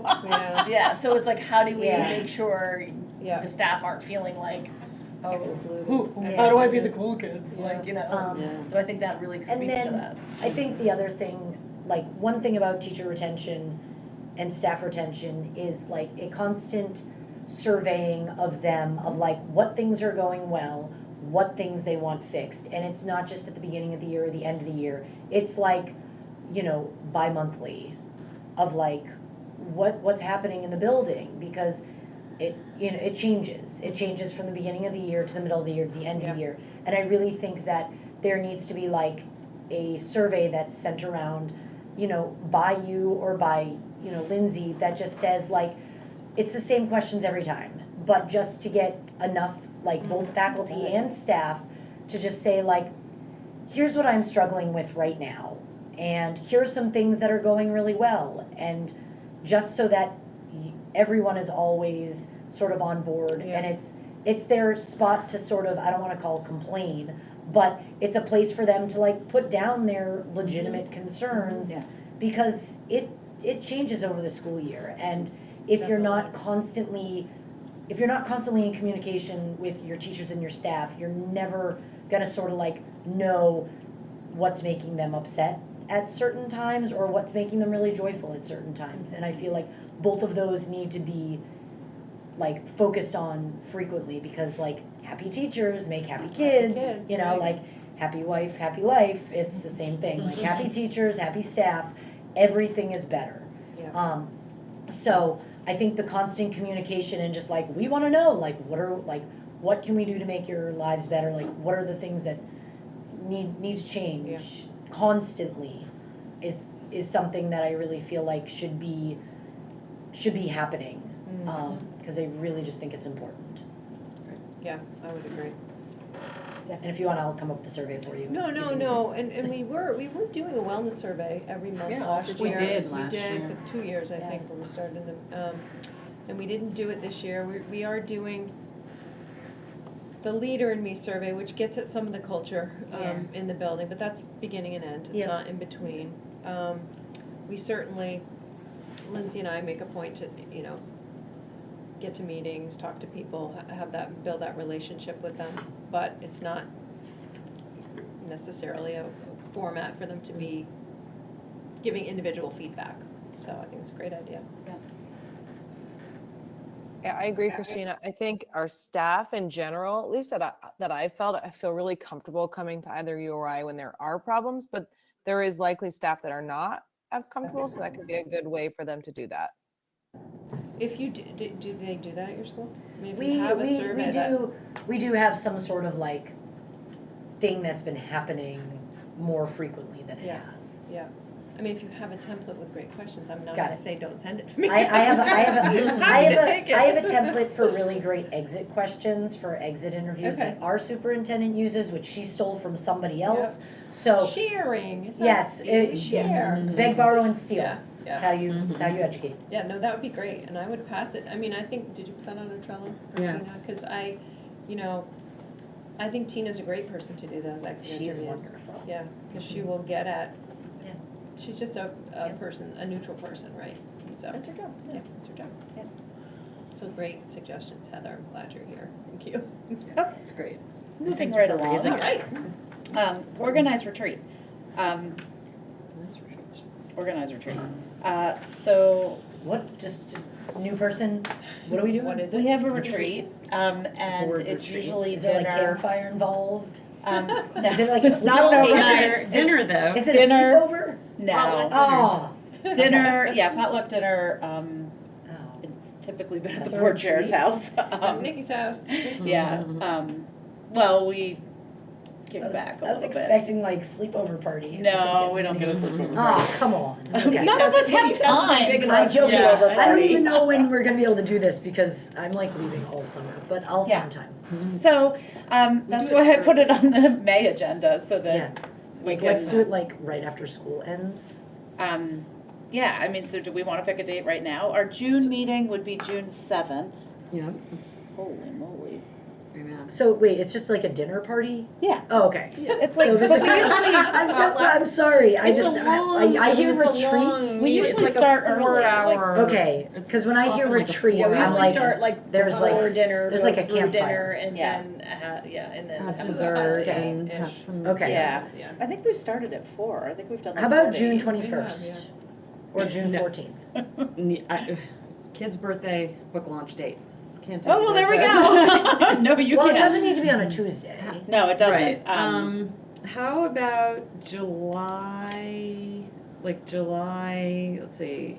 Well, our July meeting is July 5th. What about that? I won't be here. Oh, you won't be here. Okay. I won't be here for half of July. Can we go back to June? Yeah, let's go back to June. What, The Sarah, week what of are- the 20th to the 24th, is anyone around? I mean, Yeah. I could do.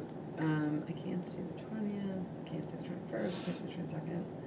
Could do the 23rd, which is a Thursday.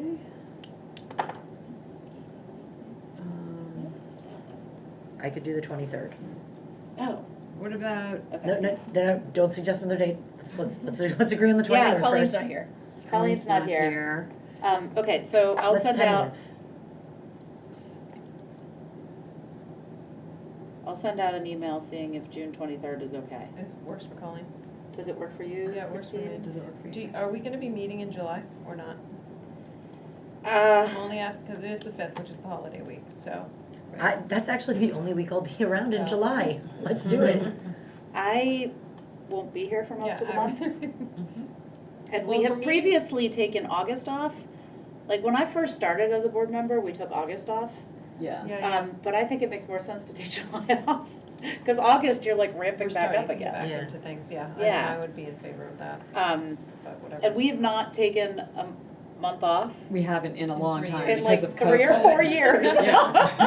Because there's been so Between the much. strategic Because you plan. can always, you I can know. still do a remote meeting from No, I don't Yes. think we took a camp. month off since before Act 46. I think you're right. I think you're right. There just has been so much. It's just been like constant bombardment, so let's take July So off. glad, I'm so glad we get paid so well for I know, exactly. Wait, you get paid for this? Oh, yeah. Yeah, you You get do. a stipend. Oh. Yeah, $500. Which we It have to pays for talk some about. babysitting. Okay, so let's, Stipends for school board members need to be increased, yeah. well, yeah, we are like, No, but we can't, like, this is such a weird thing of like, we're in charge know. of that budget, but like, that's like, how like weird It is doesn't that? even pay your gas money to get here, it doesn't. so. You could do I know. comparables, you could ask for comparables. Oh, I for have. others We are or- the lowest in the supervisory union by more than half. Yeah. And Oh, even in the supervisory union? uh-huh, the other ones are like 1,000 and When I was 1,200. Really? a long Are time you ago, it was serious? 1,000. Yeah, It might a have long been time 2,000. ago. Yeah, a long I think time we've ago. been at 500 since like the school I was did built. not know that. This is just like found the money for me. Right, I know, I was First year, I was like, when I what is joined, this? I didn't know either. I'm like, I assumed that there would Yeah. be some. Clearly, we don't do this for the money. No. We do not do this for the money. We do it But for it the, would be nice we do it to for the have- sweet retreat that it's gonna involve Right, right. roasting marshmallows. Well, it involves you bringing food too. Yeah, you have to bring your own food. Bring food. It's we still have fun. Come on, people. All right, so Okay. we're putting the 23rd I'm just gonna tentatively put tentatively, it we're in my penciling it in. Yeah. We'll see what Okay. Colin says. Did we have, what time? Oh, and that means David has to go. Oh, David has to go. June, David has Okay. to go. So we And we say like are making 4 it to a 7? sleepover. No, now that's getting awkward. For, Remember, all girl board. let's do Yeah. 4:30. 4:30, okay. 4:30. 'Cause I think 4:30? Kelly will have a tough time getting there at 4:30, but Yeah. we'll see how we can do. And this is not instead of our June meeting, it's in addition to? Yes, Okay. we're still Okay. having a We're regular Still June June meeting. having a regular Oh, June you know, meeting I'm on sending my June children. So on this my is really weekends. our July meeting It on really June is, yeah. 23rd. Okay. Okay. So that's guess tentative, I and I will parents. email Colleen. Colleen. Jolene. Jolene. I looked at a J somewhere. I turned it into a- Okay, check that one off the list. Organized retreat. Okay, What next is, one. what is We Are Hope? Well, we know what they are, I but did not put that on here, and David and I were like, why is that on here? Huh. Did Do you have anybody- something to talk about? You could be done. No, no. Okay. Okay, that, we like We Are Hope, and they're coming back next year? yeah, I mean, they have a contract, right? David was working on that. It's yes, but the extent of their hours, we have not defined yet, right? Okay, No, there's no contract signed yet, but they'll be back. okay. Great. Okay, great, So, check. Treasurer salary. New hires, and Christine. No, treasurer salary. you wanted Oh, to say. yes, thank you, the thing off to the side that I wasn't seeing anymore, thank you. Treasurer salary, so, we have a treasurer that we split 50% with the town. And the town has been giving her raises and we have not. Oh, She could have told us. Well, she did, so I'm bringing it here. She's the treasurer. So, she would like us to look at giving her some raises. Yeah. On So- like what timeline can we do that in this current fiscal year? What do we pay David? her How much and should how she much get is she the town's getting? fiscal I mean, year what are we from talking? January to Yeah, let me December. find it. What Yeah, is the like it's- treasurer? Yeah, Fiscal or so the it's like oversight of our, The like all the things that get paid, right? Yeah. With someone to just kind of keep an eye on things and make sure that the receipts match the, Yeah. So we don't have like an accounts payable person? Yeah, we do. Yeah, the no, SU but each town SU has does to have it. their own treasurer. The town treasurer. Yes. So how is that associated with the school then? the school She- district. She's, So each school district has to have their own treasurer that does all the backup looks. It's like a checking system, Okay. checks and Yeah. so balances. the SU is for all 3 districts and they have accounts payable and they do, but then there's someone just to keep an eye on just the school district, which is also the town, basically. Yeah. Okay. In most districts like Hartland, the town treasurer does the school treasurer work, right? And when I did research on this a few years ago, it's all over the place. A lot of town clerks a lot of town treasurers do it just as part of their town treasurer job. So they're not getting anything from the school. There is some charge here and there. But I guess we just really need to know what she's getting paid now. Right. You think it's a 60-40 split, Nikki? I have no idea. So Nor do I. Talk to Dave. can you see in Yeah. so that's why I want to bring it to next meeting. Okay. Can you see what she's getting paid? Yeah, I'll find out. I know what she's getting paid for the town. And so at the Yeah. next meeting, we'll match those and figure out what the Okay. split Yep. kind of is. Yeah, and Dave would know, or Ed would know. Yeah. Yeah, Ed will know. Yep. Okay. So Okay, Christine, you'll do that research? Yeah, well, And I'm Christine, curious myself. yeah. Feel bad. Yeah, I'll let you know what, I'll forward her. Okay. Did I forward her email to you already? No, I I didn't. don't think Okay. so. Is she fairly new? Like within 2 to 3 years, Yeah. new. That's what I thought, yeah. Yeah. I'm glad she said something. Like, wasn't on my Yeah, radar yeah, at all. good But on that. never would address otherwise. No. First Okay, time I items heard for, it. well, I'm moving right along. Items for action, new hires. I don't have those names in front of me. Jeremy Martin for 7-8 Science, and Stacy Abbott, 7-8 ELA. Stacy I would move Abbott. that we hire Jeremy Martin and Stacy Abbott. Oh, can second? Okay, so that was Sarah moved and Beth second. And we'll hear back about the social studies teacher, like, You won't next hear month. until the next meeting, but we offer contracts and. Yep. Okay. Okay, is there any further discussion? I think we had a lot of discussion. Okay, so all those in favor of hiring Jeremy Martin for science and Stacy Abbott for ELA, please say aye. Aye. All those opposed? Okay, so that was 4 to Thank nothing. you. Thank you. Okay, so you got that done. Setting the next agenda. So, we have The treasurer issue. treasurer, Treasurer. retreat. Yeah, I mean, we need to develop the retreat agenda. Right, we need a retreat agenda. We need a Floral Hall update, but Yep. that'll be in your That would principal's be in my report. report, yep. I'm still gonna write it down. Floral Hall.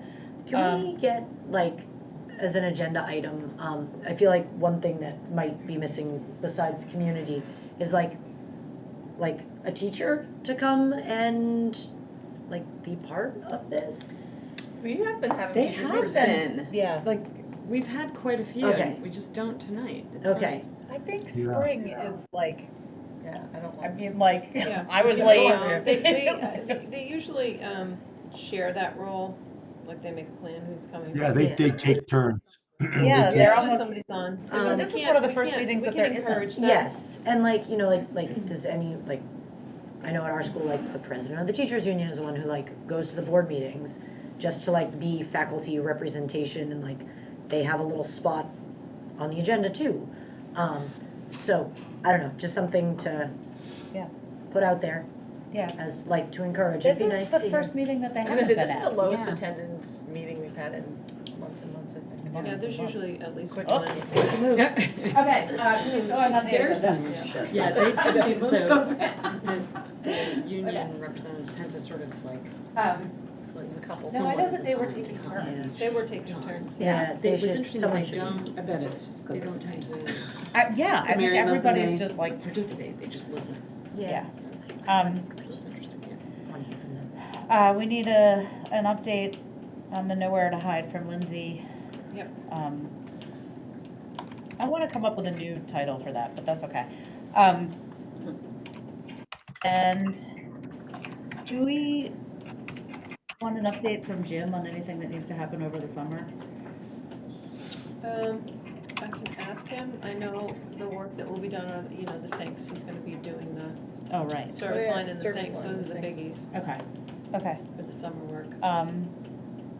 Is that, There's gonna be some carpeting redone, nothing major, besides those two things. okay. And we'll have a massive superintendent update, hopefully. Yeah. Let's hope. If not, we're all gonna be, ugh. Okay. You want to read the, okay. want to read that those back to you? again? Yeah, so we have the treasurer salary, retreat organization, floral hall update, Lindsay's update on nowhere to hide, and then I guess just a building update from Jim. Does that seem reasonable, Christine? Yeah. Okay. Do we need anything about like end of year, like end of school year, something to be, I don't know, just, cause it's June 7th, right? So I'm just trying to think of like. Oh, what- graduation date. Graduation What date? date, We have that already. the 15th. It's on there. June It's 15th, June 4 o'clock. 15th. Yep. I know in the past, I would love to, since I have an 8th grader graduating, I'd love to give him his diploma if possible. Yes. That would be fun. Is that your joy? Okay, so the 15th? Yeah, It is really and we, board members try to go. Okay. Last year, I think it was Scott. It was, Well, Ruby's allowed to. Yeah. What's the date of the next meeting, Nikki? Is it going to be on that? Yeah. The 7th, Okay, June 7th of June. yes. And then the retreat on the 23rd. Tentative retreat on the 23rd. Okay. Okay, So, so, sorry, the other thing I was just thinking about around agenda, and I don't know if this is more an SU thing, but if universal meals does not go through,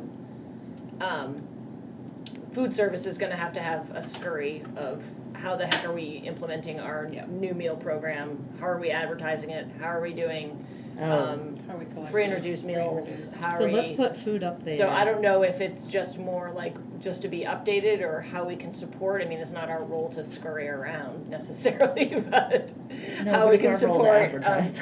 Craig in having to wade through that crud if we have And to. it'll still be based on free and reduced, correct?